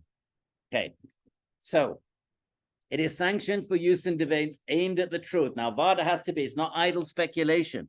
It's not debate like you might have in the Western Academy, where you learn debate to defeat your opponent. The goal is victory rather than truth. No, Nyaya is all about ultimate truths, all about the ultimate good, and just argumentation for the sake of argumentation is useless. And so, so they would not. So for them, Vada debate is aimed at the truth. Otherwise, it's just mental buddhi vritti. So in the statement in the sutra, now, why is this in bold? Because it's going back to the sutra. What does the sutra say? The sutra, where is it? Here. Tarka is reasoning that proceeds by considering what is consistent with knowledge sources, right? It can be, it can ultimately be established by knowledge sources, but in order to know the truth about something that is not definitively known, you don't know it yet, but you believe it is definitively knowable. So therefore, when the truth about something is not definitively known, that part of the sutra, he says, the mention of truth amounts to something being understood as it is, known without falsity in accordance with reality. Well, we know that from perception. What is truth? There is a real world out there, and it can be known really. It's not all relativism. It's not just you see this and I see that, and your lens is this and my lens is that. There may be some of that, but irrespective of our lenses, there is a reality out there. There are subatomic particles and forces, whatever, a physicist would say. Most physicists are realists, although the idea that the world is a mental projection. I just read a book about it by a physicist, nothing to do with Eastern thought. It makes a strong case. You can still make all of these cases, my friends, all of these philosophical views that have been around 2,000 years, they all circulate back around again. They may fall out of favor for 1,000 years, and then they get resuscitated and regenerated, and someone adds whatever the vernacular is of a particular day and age. Now it's physics. So it takes the basic view, right? The basic view, there's a real world out there, or it's a mental projection. Those are basic views. Those are Vadas. So these Vadas, basically just recycle in human intellectual history, and they may fall out of favor, not because they're good or bad, but because some powerful intellectual defeats them. And then when the time is right, some other different powerful intellectual brings them back to life. So I just read a book about how, which Vijnanavad Buddhism has been saying all this time, that the world isn't really out there. We can't prove it to be out there. We cannot prove there's a world distinct from our minds. And it's, you read the book and you're like, wow, yeah, I get, this is, how do I respond to this one? So, philosophy can really argue anything, actually. It's really the power of the intellect, not necessarily which is why Vedantins say, you want surety, you need to accept revelation. Now, now that was Tarka, okay? Suppositional reasoning. What's certainty then?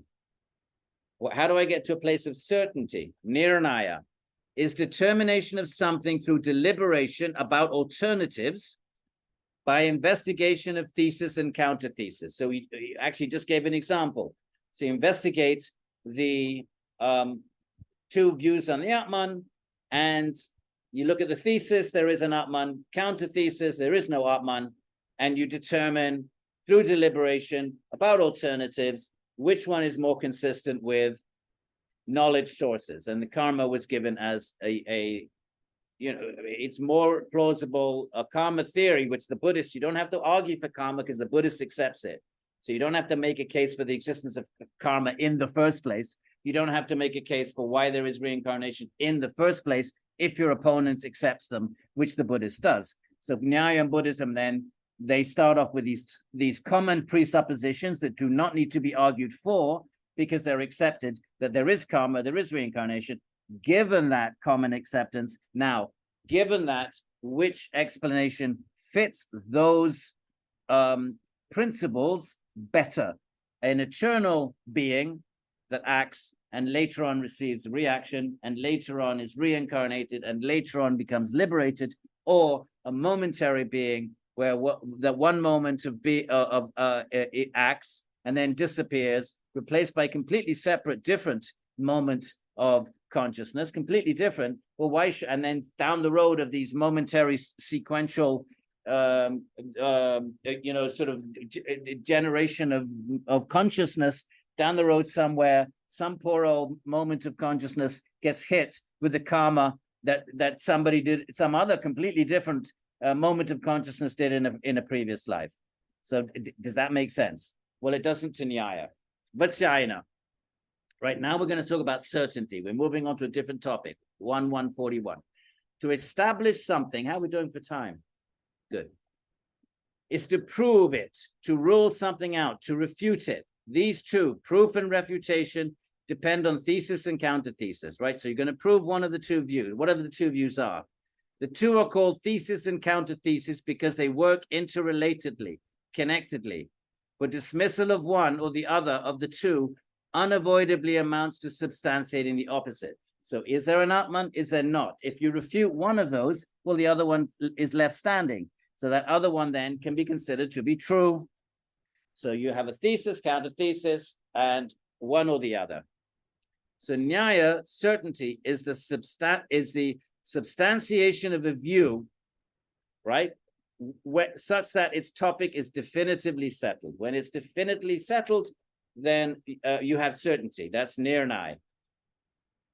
So the words in the sutra, through deliberation, mean having engaged in deliberation. So this is not the same as the three sources, the other three ways of knowing that we had last class, which are knowledge generating. No, you're deliberating between two views, and one of them is incoherent. So the other one then is true. And in that sense, it's, I suppose, knowledge. Let's see if he frames it that way. Such deliberation makes clear the thesis and counter-thesis and initiates Nyaya. This is what Nyaya is. Now he's giving a definition of what the whole entity we call Nyaya, one of the 6 schools of Indian philosophy. How does Nyaya define itself? Right? Yoga defines itself as what? Chitta vritti nirodha. What is yoga? Chitta vritti nirodha.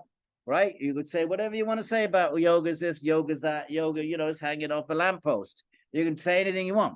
Well, what does the yoga tradition say yoga is? Chitta vritti nirodha. Right. What does Nyaya say Nyaya is? Right. Nyaya is the deliberation which makes clear, resolves the sort of difference between a thesis and a counter-thesis. Nyaya is the process that allows you to knock one of them down and accept the one that is left standing. That one is certitude. It's now certain because you've eliminated the alternative, and you're left with certainty, which we'll get to in a minute. For this reason is mentioned in the sutra. Deliberation may be understood as recognizing the attribution of two opposed properties or nature, both of them to a single property bearer. So when you're deliberating, here we are conscious, right? We know we're conscious, so that's the property bearer. Now, does our conscious self have the property of eternality, or does it have the property of momentariness? So the property bearer is consciousness. Is consciousness eternal, as yoga, the 6 schools of Indian philosophy say, or is it momentary, as Buddhism say? So now you have two opposed properties. It can't be both momentary and non-momentary. It can't be both eternal and momentary. So there's opposed properties, and properties reside in the property bearer. What's the property bearer? Consciousness, right?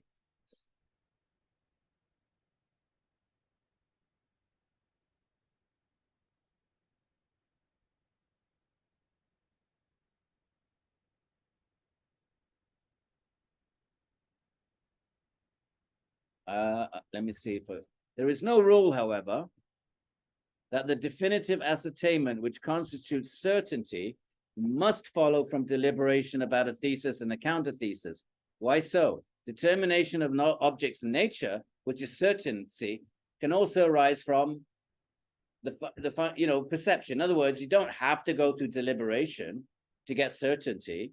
You can just, if your senses contact a sense object, and there's no error, and it's beyond language, and it's definitive, well, that's knowledge. So there's no rule that to get knowledge, right, to get a definitive ascertainment which constitutes certainty, right?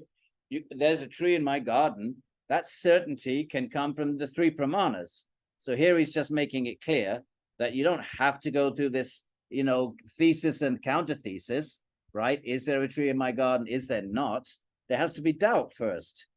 But if there's no doubt, right, a thesis and counter-thesis involve doubt. But that doesn't mean there always has to be doubt for knowledge. You can just know there's a tree. You don't have to go through a process of doubt. Your sense contacts a sense object. You see the object beyond, it's definitive, it's beyond error, and so forth. So he's just making that point. That's all. All right, let's move on. I highlighted the bits. Maybe someone can show me how to highlight things without making a nasty mess like that. Okay. Vatsyayana. What then is Nyaya? What is it, Nyaya? Hey, my friends, ready? What is Nyaya? What's our workshop about?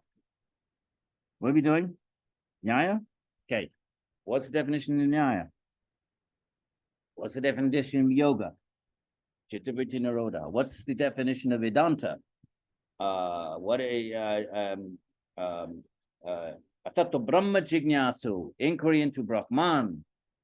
And what is Brahman? Janmadhyasya yataha, that from which creation emerges. Right. So right in the beginning, you define what you're doing. What does your system mean? What is this yoga? Well, here it is. Bang. First sutra number 2. Right. The first sutra tells you what you're doing. Okay. Atta yoga anushasana. All right. What are we doing, Atta? What are we doing now? Okay, yoga anushasana. Looking at yoga. What's this yoga? Chitta-vritti Nirodha. Bang. Right? Vedanta. What do you do? What are you doing? What are you guys doing? Atta Brahma Jignasu.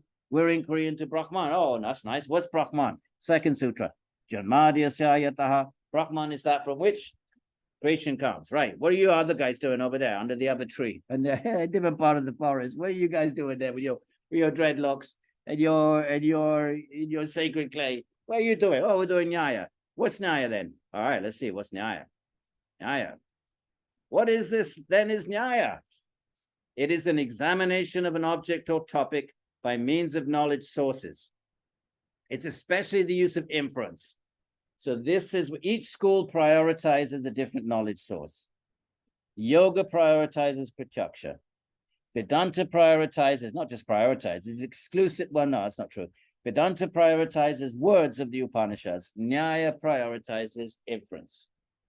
It is especially the use of inference based on perception and testimony, right? You make an inference, it's based on perception. You see the smoke. So actually, all of the knowledge sources are based on perception. Words, you hear the words. So inference is a parasitic on perception. It's parasitic. I mean, that sounds like it's a bad thing. Maybe that's not a good word, but it's dependent upon perception, because you see the smoke. So it's perception. It's perception based. So why don't you call it perception then? Well, because you don't perceive the fire. So it's perception derived, but you don't know the fire from perception direct. You know the fire from a secondary principle applied to a different perception. And what's that secondary principle? What are you perceiving? Smoke. And what's the secondary principle? Memory, that every time I've seen smoke, you have to apply this. You don't have to do that if you just see the fire. You don't have to, you see it, you know it's fire. Maybe you don't know what it's called. It's not dependent on language. It's definitive. You know what you see it. Even if you don't know what it is, you see it. And there's no error. So, whereas, okay, let's move on. It is critical review, this Nyaya, especially the use of inference based on perception and testimony. It is anviksha, that's an older word. Anviksha is critical review. Anviksha means investigating something using reason and argument, not quoting sacred text. No, that's a different way of knowing something. Not seeing it. No, you're trying to understand its nature through reasoning. In other words, reflective investigation into something already cognized through perception or testimony. You perceive it, you know, and Atman, you experience it, you are conscious. Testimony, you've heard about it, but now you need to engage in anviksha or nyaya. You need to engage in nyaya to eliminate other thesis and counter thesis. So so therefore it's the rational. These are the rationalists. Their method is reasoning, debate, you know, considering a thesis and a counter thesis. Well, we can call that the philosophical method. So that's why Nyaya is considered to, you know, be. So if we sort of like pride ourselves in the West, post-Enlightenment, the rise of the age of reason. There's even, you know, a book, The Rise of the Age of Reason, right? After the Enlightenment, what happens in the Enlightenment? Before the Enlightenment, what? Words. The Bible. All right. Genesis said God made man in 7 days. Well, he made man in 7 days. So that was the highest form of knowledge. What happened in the Enlightenment? Well, archaeology started for one thing. And like the archaeological record said, I don't think so. 7 days is not going to work somehow. So then your words don't get totally thrown out, but they now become subject to perception and inference. So you make inference, you perceive that there's stratas in the rock, and you perceive that, and then you make inferences that it takes, you know, 10,000 years for this strata, and 10,000, whatever, I'm making it up. And then you make inferences, and you end up with an archaeological record. Archaeology is basically perception with then with reasoning applied to it. So now what happened to your words? Well, sorry, you know, Bible, at least that bit is not going to work for, you know, Genesis is not going to work. Okay, you can, you know, if you want to you know, and then what? So what do you do with Genesis? Well, you either say, then you start to apply metaphor. Well, it's just a metaphor. If you want to hang on to Genesis, then you have to find some other way of keeping it relevant by saying, oh, it's just a figurative, you know, the Garden of Eden is a metaphor for this, that, and the other. You have to find, you can no longer say it is literally true. Anyway, all of this is an example of, so Nyaya is the school that prioritizes this critical thinking. It is understood to be critical, but by the way, they are Vedikas. They don't toss out the Upanishads, but they leave the Upanishadic exegesis to the Vedantists, but they don't toss them out. They just say, okay, we want to show, okay, you know, accept the Upanishads and we accept Patanjali. In fact, at some point, in actual fact, the Nyaya does end up saying, you know what, with all this Tarka, with all this critical investigation, if you really want to know the Atman, you have to do Patanjali. They say that. They don't call it Patanjali. They say, you have to do that system with 8 limbs. And they, you know, because Patanjali wasn't the only person associated with 8-limbed yoga. You see it in the Mahabharata before Patanjali. So, but they accept that. Nyaya accepts that. Namaha. They accept that. It's just like, okay, but that's not our dharma. That's not what our business is. Our business is to show that logic supports that. But if you want to know it, you got to do that. You got to sit down and do follow the 8 limbs.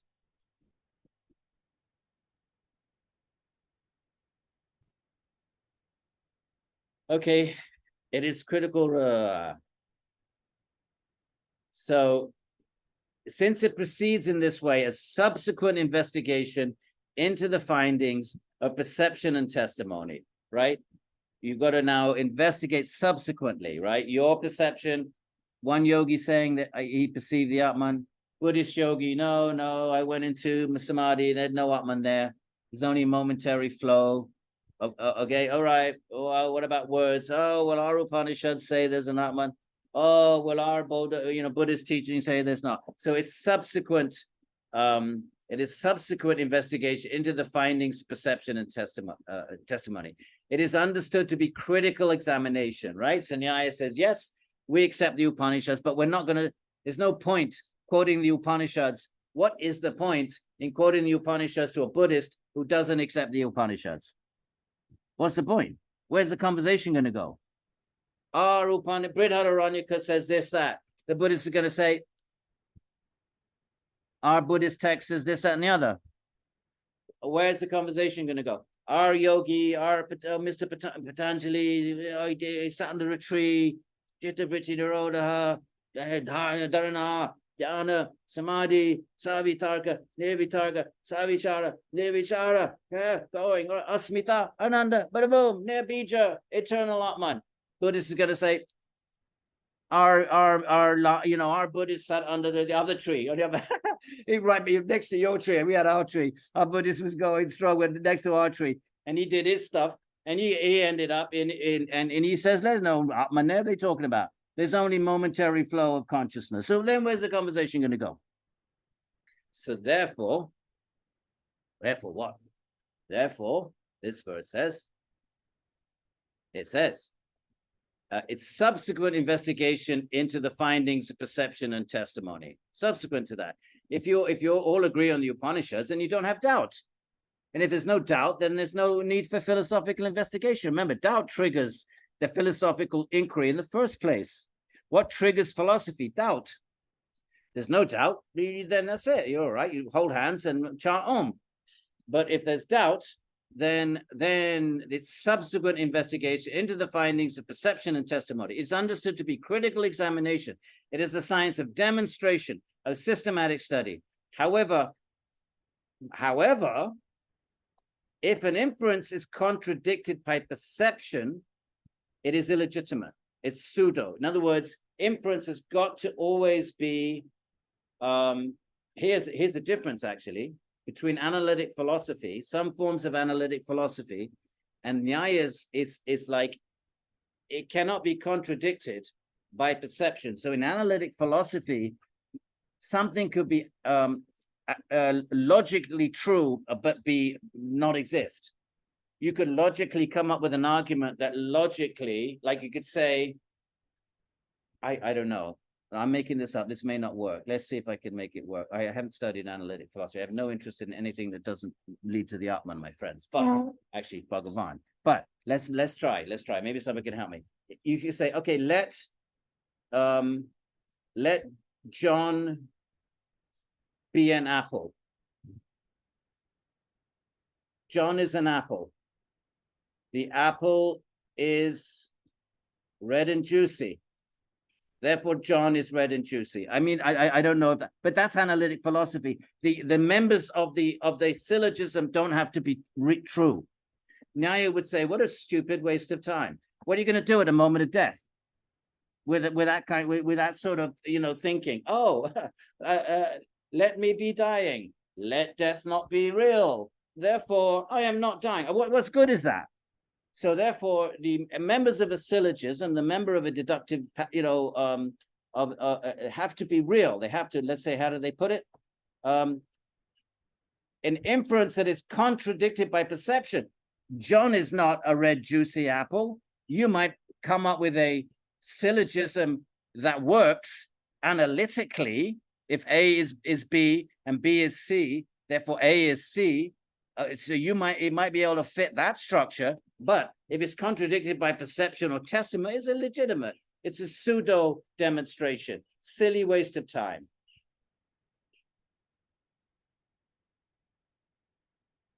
Right now the stable view. How do you get certainty? Accepted position, certainty is concerned. Something accepted is something objective that has been recognized to be true. This is of such and such a nature. That's what it means to be true, right? The tree out there is, 6 foot high, has branches, right? Such and such a nature, something that has been accepted. How's accepted? Well, I perceived it, I inferred it, I know it, or I've used suppositional reasoning, right? But when you get to that place of certainty, which is deemed becomes a stable view. And that's called Siddhanta. It's a big word in Vedanta. Your Siddhanta is your stable view. So what is the Siddhanta Advaita Vedanta? The world is false. Only Brahman is real. That's the Siddhanta. The end of the Siddha Anta. It is their final grand finale. And Siddhantas are non-negotiable in a school. You start to doubt your Siddhanta, then you leave the school. Then you go find some better Siddhanta. That's fine. But Siddhanta, like yoga, there is a drashtu, non-negotiable. Yoga is chitta vichinaroda tada drashtu sarupeva. Then the seer abides in its own nature. So that means the seer is a non-negotiable ingredient of yoga. If you don't believe in that seer, then you go and become a materialist. Then you study materialism. So that established view is Siddhanta. And the school revolves around its pivotal Siddhantas. And other things you might be able to tinker with them. The commentaries might need to tinker with them over time, but never the Siddhanta. Otherwise, it's no longer that school. So that's the meaning of the word Siddhanta, right? So we've had knowledge sources, we had doubt, common properties, we've had tarka, suppositional reasoning, thesis, counter thesis, but the goal is to arrive at a Siddhanta. There are 4 types of Siddhantas. We know Nyaya likes these schemas, and I think we should probably stop after this verse. Right. There are 4 kinds of Siddhantas. Stable views. Why are they stable? They're non-negotiable. If something's negotiable, it's not stable. If I can say, okay, let's come to a deal. How about we compromise? Well, then whatever your position you had isn't stable. Stable mean it doesn't change. What does stable mean? It doesn't move. Well, what does that mean? It's fixed. What does that mean? Well, that's a fundamental pillar. You know what we might call that? We might call that a foundational truth. A foundational truth. It's a truth that is the foundation of the rest of your metaphysics. And the metaphysics might be a bit wonky here, but the foundational truth doesn't change. Advaita Vedanta, the world is false. The individuality of the Atman is illusory. Only Brahman is real, foundational. That hasn't changed from Shankaracharya in the 8th century to Neo-Vedanta, with all Neo-Vedanta, bringing in bits of Western physics and Western psychology and all of this.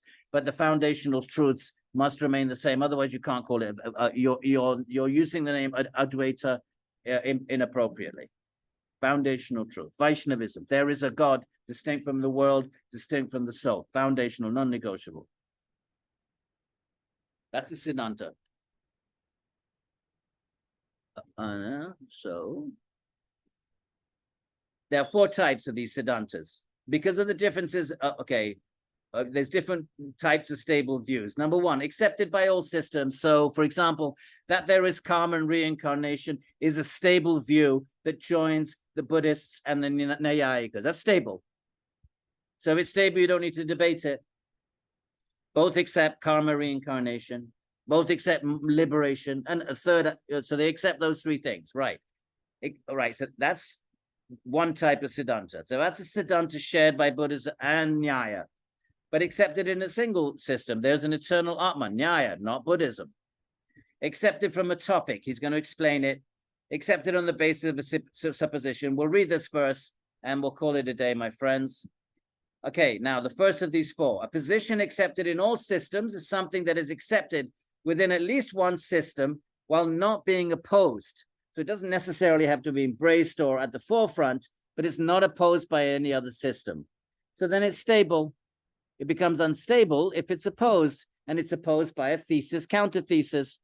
So at that point, if it's opposed, there's thesis. If it's not opposed, you wouldn't use the language of thesis, counter-thesis. There is no counter-thesis. There's no opposition. So there's just Siddhanta. There's just the established view that if it is opposed, now you're in the realm of thesis, counter-thesis, right? But here, The first Siddhanta is a position accepted all systems, something that is accepted within at least one system, but you know, whether it's accepted in a very dramatic, visible way is not necessary. It's not opposed by any other system. For example, here we have it. The sense organs are the olfactory and the rest, the smelling and the rest, right? Everyone accepts that.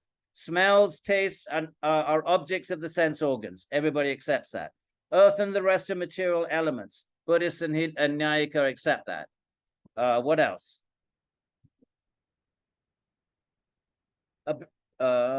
Apprehension of something arises by means of knowledge sources. Everyone accepts that. You know something from your knowledge sources, right? You know there's a fire. Everyone accepts the Buddha. Why you know it? Because you sense contacts the sense objects, or you infer it. So that's not a problem. That's an established view accepted by everyone. Now, the second Siddhanta, the second one is a position accepted in a single system, is accepted by one school of thought, but not another. That is a Siddhanta for one school. Advaita Vedanta Siddhanta is not the Siddhanta of Vaishnava Vedanta. The Siddhanta of Advaita Vedanta is world is unreal, Bhagavan is part of illusory reality.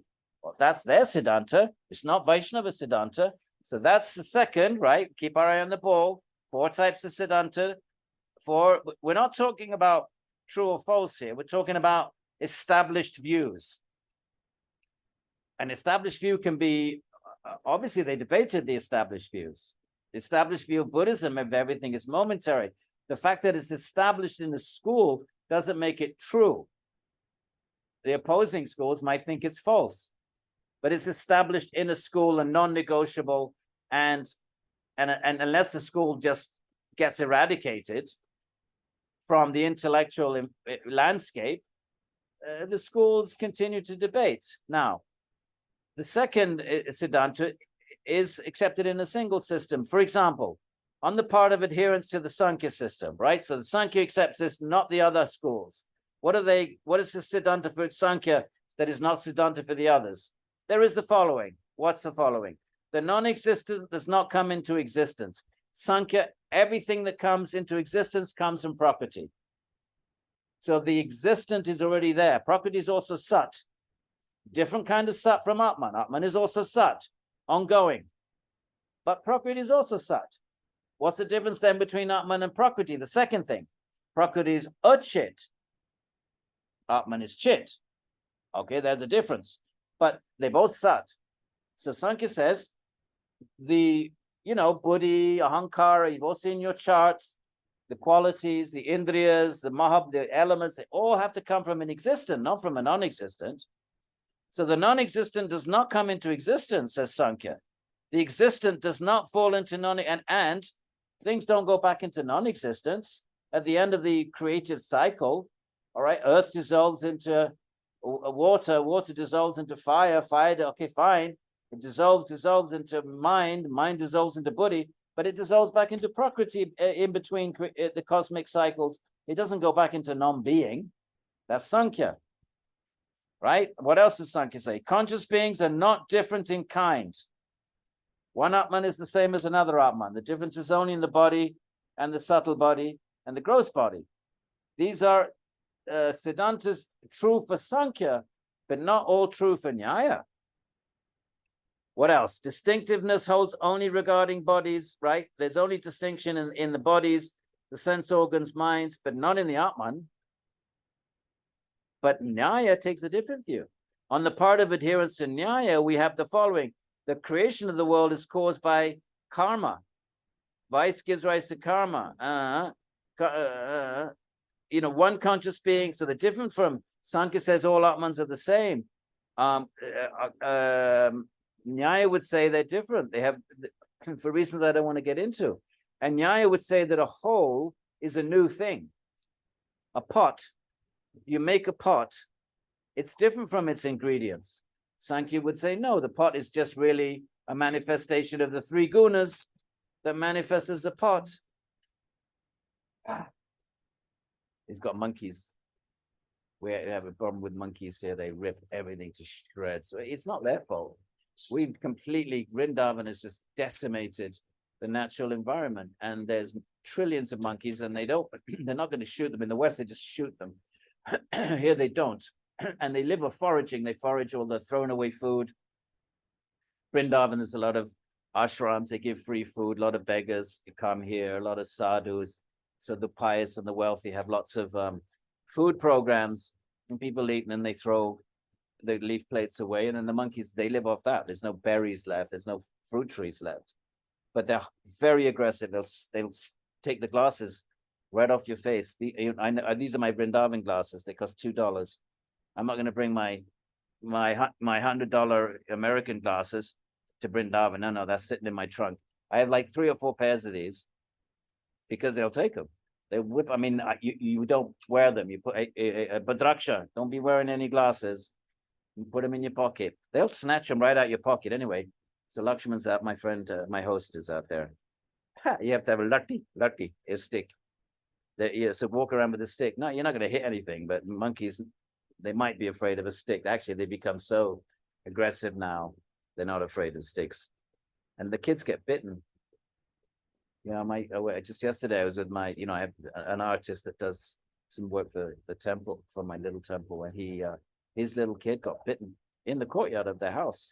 Anyway, what's that going to do with Tarka? All right, so these are, so the Sankhya accepts that everything comes from Prakriti, but other schools may not. Nyaya doesn't. So that's a Siddhanta accepted in one school, but not the other, right? It's the second kind of Siddhanta, right? First is accepted by all, common reincarnation. Second is accepted in one, but not another. What else do we have?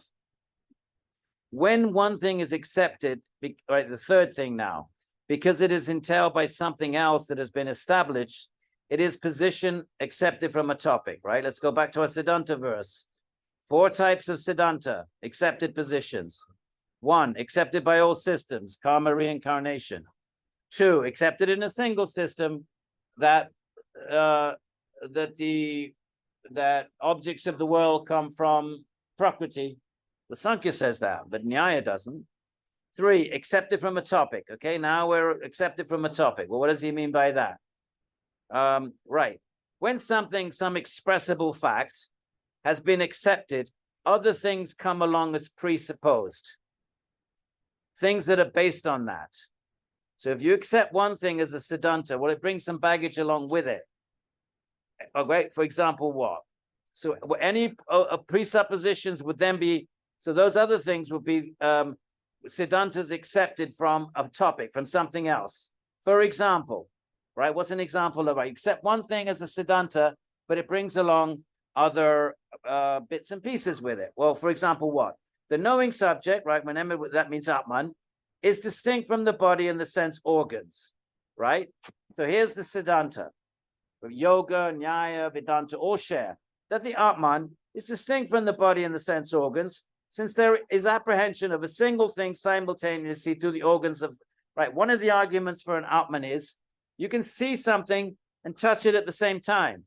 So therefore, there must be something distinct from the eyes and distinct from touch. If you say there's no unifier, here's the argument, my friends, still in philosophy today. One of the arguments we'll see in the next chapter for the existence of an Atman. If you say there's no Atman, the eye see and the hand touches, and there's 2 different sets of atoms, the eye atoms here in my eye, perceiving light, atoms in my hand, feeling touch.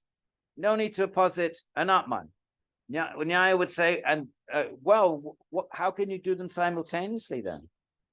Your eye would be doing one thing and your hand would be touching another thing. Who would put them together? There'd be 2 completely different experiences. So if you're experiencing both at the same time, there must be an experiencer that's distinct from both. Think it through. It's not a bad argument. Still circulating in philosophy today. If I can see something and touch it and what to speak of, smell it and taste it all at the same time, with fine kurun chai la. No. We're almost finished, but I can go inside. Yeah, I'll go inside. Yeah, as the lady comes to clean. Let's just go inside.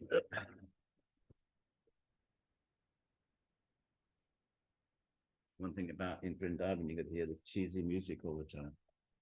blaring on the loudspeakers. I mean, like blaring. Okay, so let's finish up the let's finish up this. So now let's say you accept that. So you like the argument, the knowing subject is distinct from the body, right? And the sense organs. And here's the argument, there's the reason. Why? Because you can be conscious of several things at the same time. You can be conscious of of different sense objects at the same time. So you can touch, see, smell, taste, and hear something all at the same time. And if there was no unifying entity behind the senses, unifying them, experiencing them simultaneously, then what would combine them? There would be the atoms of the ear doing their thing, the atoms of the tongue doing their thing, and they'd be totally separate experience, and you wouldn't be able to combine them simultaneously. There'd have to be a uniter. Now, if you accept that, so that's a siddhanta. But if you accept that siddhanta, all of these other things come along. Here are things that are presupposed. So now you're presupposing there's other objects. You're presupposing the B. Differences among the sense organs. If you accept that argument as a siddhanta, then you're accepting that different. Along with that siddhanta comes these supplementary or kind of like supplementary truths. By accepting this one truth, that the knowing subject is different from the body and the sense organs, then you're accepting what the main siddhanta is. You want to establish the knowing subject, but by using this argument, if you accept this argument, then you've accepted the existence of a body, of sense organs, of each sense organ having a different object. All of this comes along as part of the package, and that's called a position accepted by topics. The topic is the knowing subject. If you accept that siddhanta, you have automatically signed off on acceptance of these other things, right? Differences among the sense organs having each its own type of phenomenal objects, right? So that the eye only sees, it doesn't taste, the ear only hears. So by accepting the one argument, you've accepted a whole bunch of other ones. Okay, we don't need to read the whole list.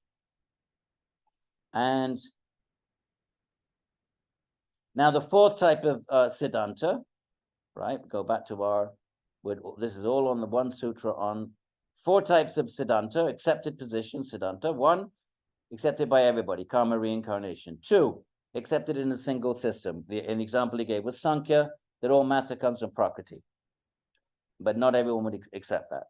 3, accepted from a topic, right? You accept that a knower is different from, there must be a knower because something knows sight, sound, taste, touch at the same time.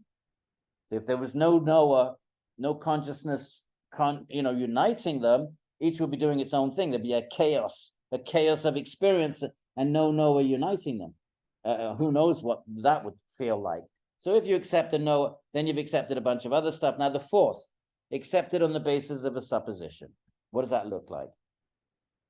And we'll stop after this. It's not very interesting. Something objective, which has not been examined closely. So it's something that you haven't yet accepted. But you just say, okay, let us for argument's sake say this. Right? So something objective which has not been examined closely is provisionally accepted. We would say that's a hypothetical argument. Let's accept for argument's sake. For example, let it be assumed that sound is a substance. Is it a substance or is it a quality? Could be a quality, not a substance. But let's just say, for argument's sake, you and your opponent, can we agree? Let's just see what the argument, well, let's just see where we go if we accept that sound is a substance. Now, if you accept that, whether it is permanent or impermanent gets closely examined down to the details. So if we accept hypothetically subject, then you say, well, is it a permanent or impermanent? So such a position accepted on the basis is supposition. Let us suppose that sound is a substance. Now, if we suppose that, for argument's sake, then let's look at some other issue. It is an eternal substance, not eternal, but your hypothetical, we would call it hypothetical acceptance. And then the other thing in the chapter is, do knowledge sources need other knowledge sources to substantiate that? Why, if I say, I know something because I see it, and I see it, and it is definitive, it's beyond error, my sense is contact to the sense object, and it's beyond language. But then the opponent says, well, fine, you perceive something, but how do you know it's real? You're making an inference that it's real. So therefore, inference is verifying your sense perception. You need another knowledge source to verify a first knowledge source. You need a second knowledge source to authorize the first knowledge source. So you're making an or your mother says, oh, yes, yes, dear, that's a tree in the garden, right? Kid says, Mommy, there's a tree in the garden, perceives it, but it needs to be verified by the mother. The mother then says, yes, words then come out of the mother's mouth. Words is a different kind of way of getting knowledge. So the mother's words say to the child, yes, yes, yes, dear, that's right.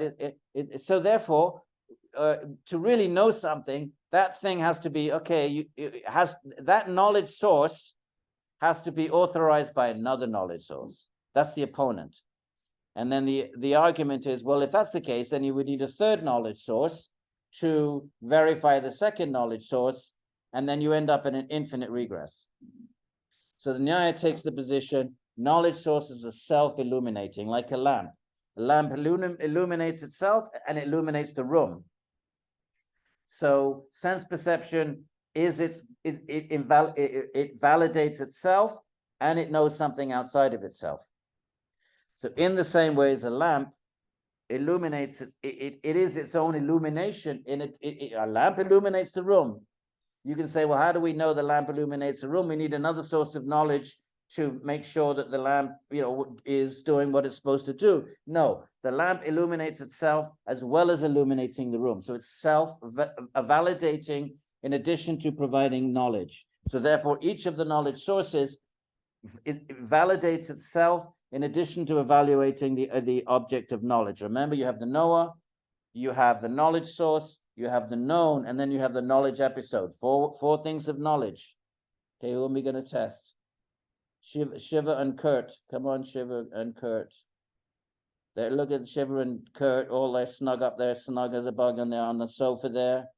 Come on, knowledge. What are the 4 ingredients? Come on, Shiva. Let's have it. 4 elements of knowledge generation. What are they? I just said them.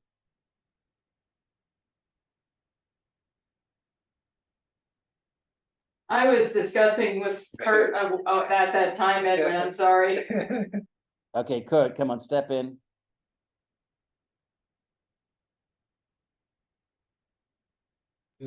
Go, you're unmuted now. Okay, you got the knower, the known, you got the knowledge source, the source of knowledge, and the last one is the knowledge event. The knowledge event, yes. The knowledge. We got it.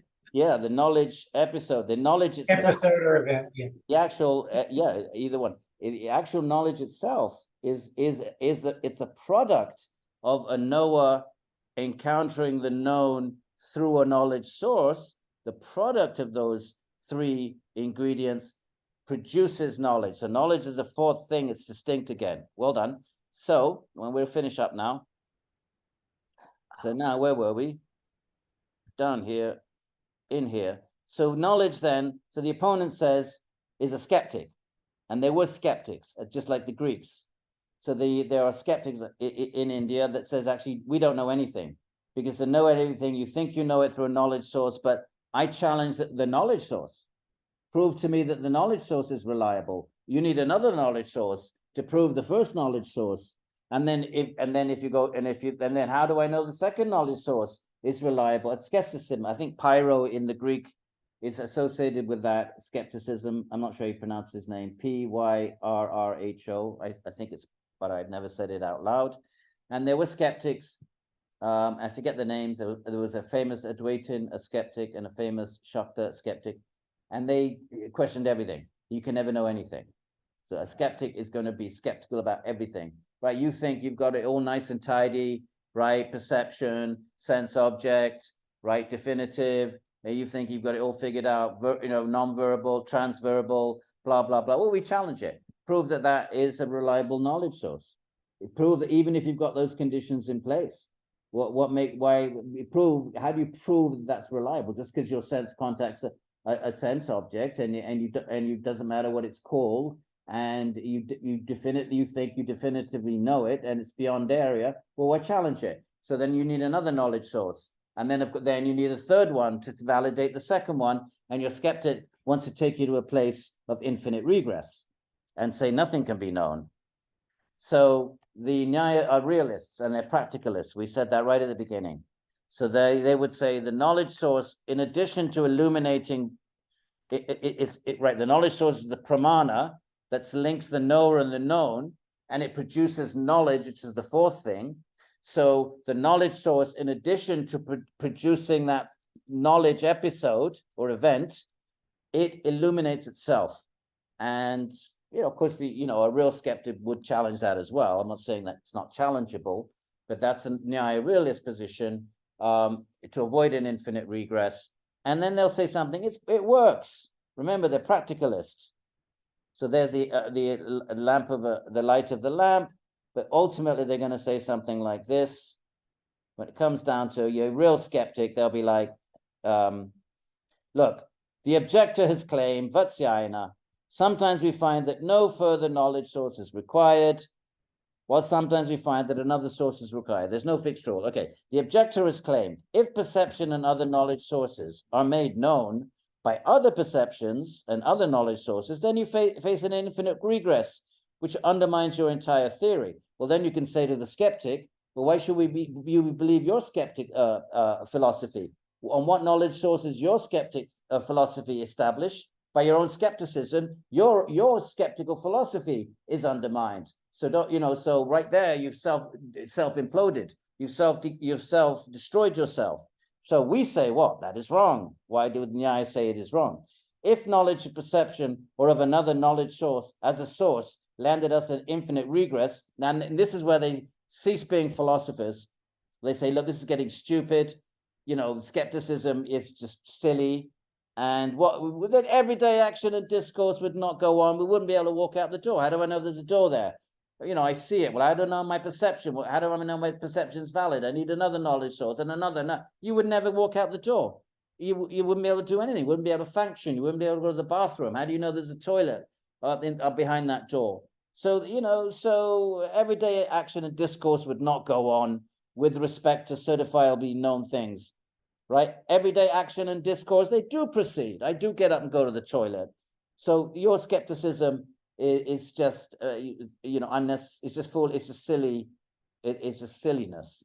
Okay. So that's at the end of the day, if you really face a skeptic and is really going to challenge everything, then your only answer is, number one, where your own skeptical argument deconstructs itself. Right? That's what the Hindus say about Nagarjuna. Actually, that your skeptical argument then it should and it leads you to skepticism about your own skeptical philosophy, number one, and number two, you won't be able to function in the world, and Nyaya stresses that. And that's it, my friends, for this session. Pretty cool, huh? You like it? Rosanna, you like it? Rosanna snuck off for a cup of tea. All right. Yeah, I am there and I love it very much. Excellent. Very much. It's very different from what I know. This is a part, I'm into Vaishnavism and I work in an environment of Advaita, but that is completely separate and very interesting. Thank you very much. I'm honored to be accepted in this class. Yeah, and remember, Nyaya will be studied by Advaita and by, everyone is using Nyaya, if they want to get into, if they're intellectuals and scholastics, and if they're interested in really probing their own tradition, if they really want to make sure, okay, why am I believing this? Have I really used all the intellectual tools at my disposal? Can I really sort of stare the world, look the world in the eye and say, I believe in Krishna or Shiva or Advaita, and I believe that based on, really engaging logic as far as it could go. So logic helps in doubt, right? In in sort of resolving doubt in your own mind, and that might be enough for most people. But what if you're a public intellectual? What if you're a spokesperson? What if you're a leading member of a lineage? What if you're dharma and your responsibility? You have disciples, you have students, whatever it is, and you need to sort of and there's all opponents and all different characters that might be challenging you. Then you might need to defend the truths of your tradition, and so now you might use tarka and nyaya in order to establish truth vis-a-vis other. So either it's used for yourself, and Nyaya does have a little discussion on this. You can use Nyaya with all of its ingredients. You can use Nyaya to affirm why you believe in what you believe. Number one, so it's an internal kind of usage of Nyaya. And the second is you can use Nyaya in a debate or conversation. It doesn't have to be a debate. It can be conversation with others. And even if you don't, if it's not a question of one, trying to overturn another view, at the very least, you can show that your own view is intellectually respectable and responsible. So that would be the two ways Nyaya is used, for self or vis-a-vis others. Questions, my friends? Yep, and it shapes you. I think it's shaping me up because the environment I work, Maharishi has his own Apaurushaya Bhashya, and it's all based on the experience mostly. But knowledge, well, some of the knowledge comes with what Maharishi provides, but there are other things that I am very interested in, and that is wonderful. Yeah. Wonderful. Good. That's great. So we thank Nyaya for that, Rosanna. Does anyone have any questions? Thank you. Yes, let's go back to our hands raising, and here we have Siegfried. Good morning, Siegfried. It's not morning for you, is it? Good morning. Good morning. Can you hear me? Yeah, yes.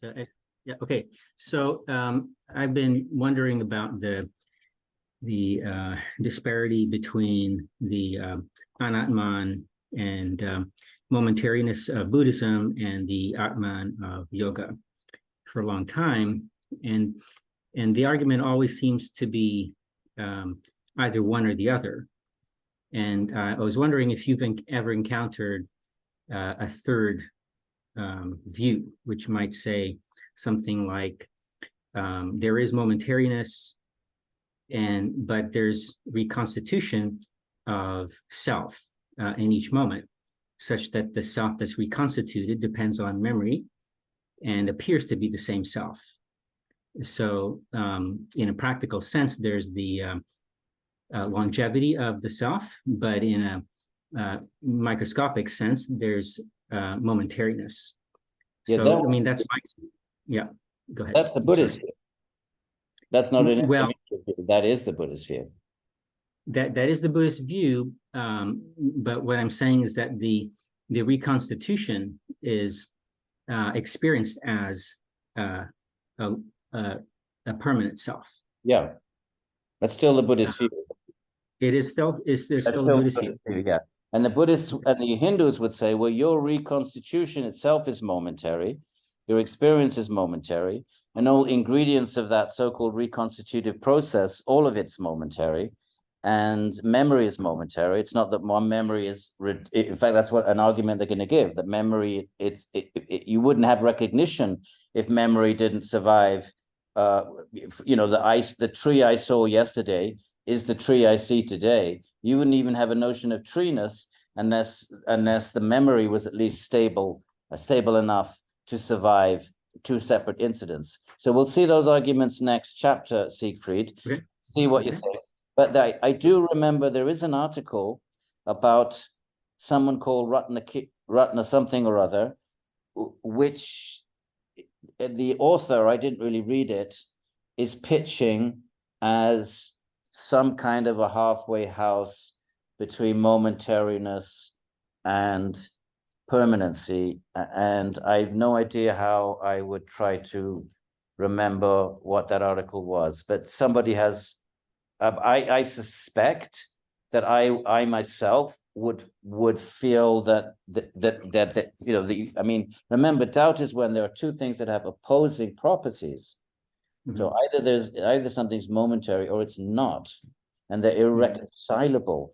So if you're suggesting a reconcilable halfway house sort of position, I suspect, but I can't affirm, that on close examination, it would end up actually being on one side or the other. But there is an article that, at least from the title, said something like you want to say, by a academic scholar. So we have to consider that possibility and see what that argue. You know, but I don't know how to find it. Let me see if I downloaded it. Hang on, I'm gonna just push. Oh, I can't minimize Zoom. Sorry. All right, I was gonna try and look for it. Okay, so let's see how we feel next week. Okay, thank you. All right. Thanks, Secret. Any more questions, my friends? I'm so glad you're hanging in there for Nyaya. I'm so impressed. I offer you my namaha, all of you. And Rudraksha, so you're coming to Vrindavan right now? Where are you? Yes, I'm in New Delhi, and I need to find you. So where's the address? Oh, well, I am staying in the Gaushala. We'll have to get you. Email.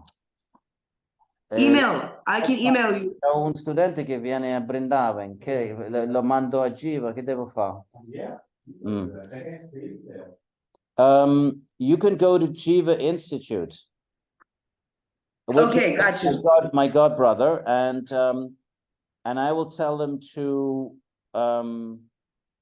prepare a room for you. And I don't know what the rates are, but don't worry about it. We'll figure it out. That's fine.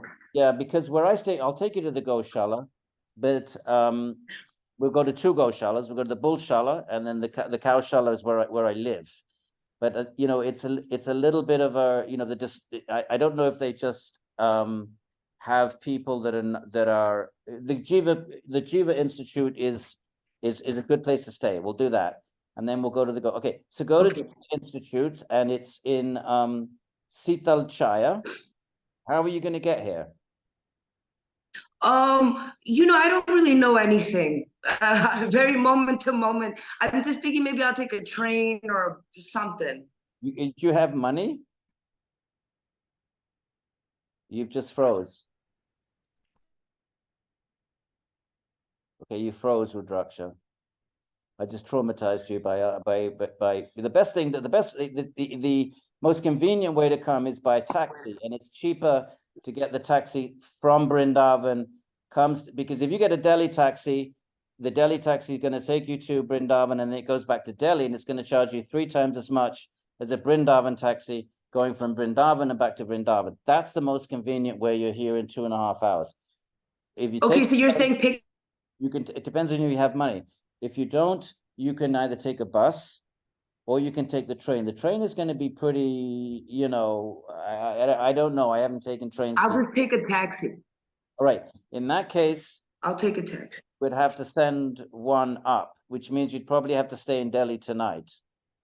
The time the taxi, I mean, I'd have to arrange. I'm in Delhi. I'm saying, but you would stay another night. Because I don't know how long you know, I'd have to get the taxi, and usually you do it the day before. Right, let's take this conversation. That's okay. I have to be in. Let's take the conversation. I have to. Oh yeah, so sorry. I apologize to all my fellow students. I apologize. We'll hit the Zoom link when we're done. My friends, any other questions up there? Rosanna, I had a question that I put in the chat, but I don't know whether you're looking into the chat. What is the relation? Although I on an experiential level, I know the difference between Bhagavan and Brahman and the personal and impersonal aspects of them, but what is the relation? Well, it depends. That's one of the questions that divides Vedanta. Yeah. So in Advaita Vedanta, Brahman, impersonal Brahman is the highest and ultimate. Yeah.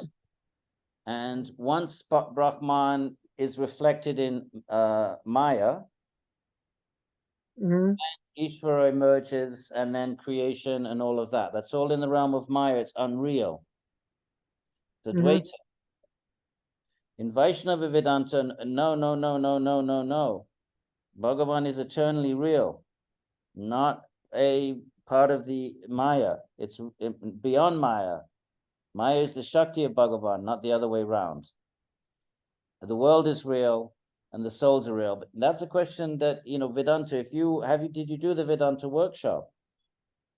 No, If you but go I on will the be watching website, it. I know yeah, it is it's up there, recorded. I'll yeah. watch it.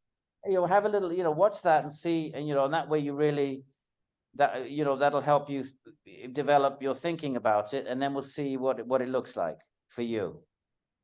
Yeah. I mean, it's for why I'm a devoted Vaishnavi anyway, no matter where I work. Yeah. And yeah, but on a philosophical level, I'll take the On a philosophical level, is your devotion to your beloved Bhagavan real or unreal?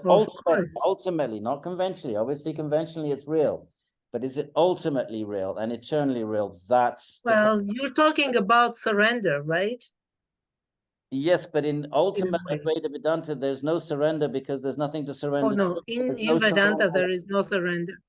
There is only Brahman. Yeah. So you go, you merge with it, with whoever, and that's the ultimate.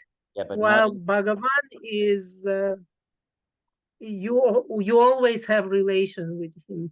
In Vaishnavism, not in Advaita. Yes. So have a little check out the video, take a little course and see if that helps think about these questions. But obviously that's a huge question that's been discussed for 1200 years. So don't worry, if it takes a while to engage it. All right, anyone else got any questions, my friends? Wasn't there somebody that wanted to meet with me after class? Parikshit, where's Parikshit? It was here, but it's not anymore. Oh, well, he was, okay. Well, then that's that then. Okay, Rudraksha, let's, I'm going to log everybody out and I'll log back in for you, okay? Please. Everybody, Jai Sri Radhe Sham. Okay.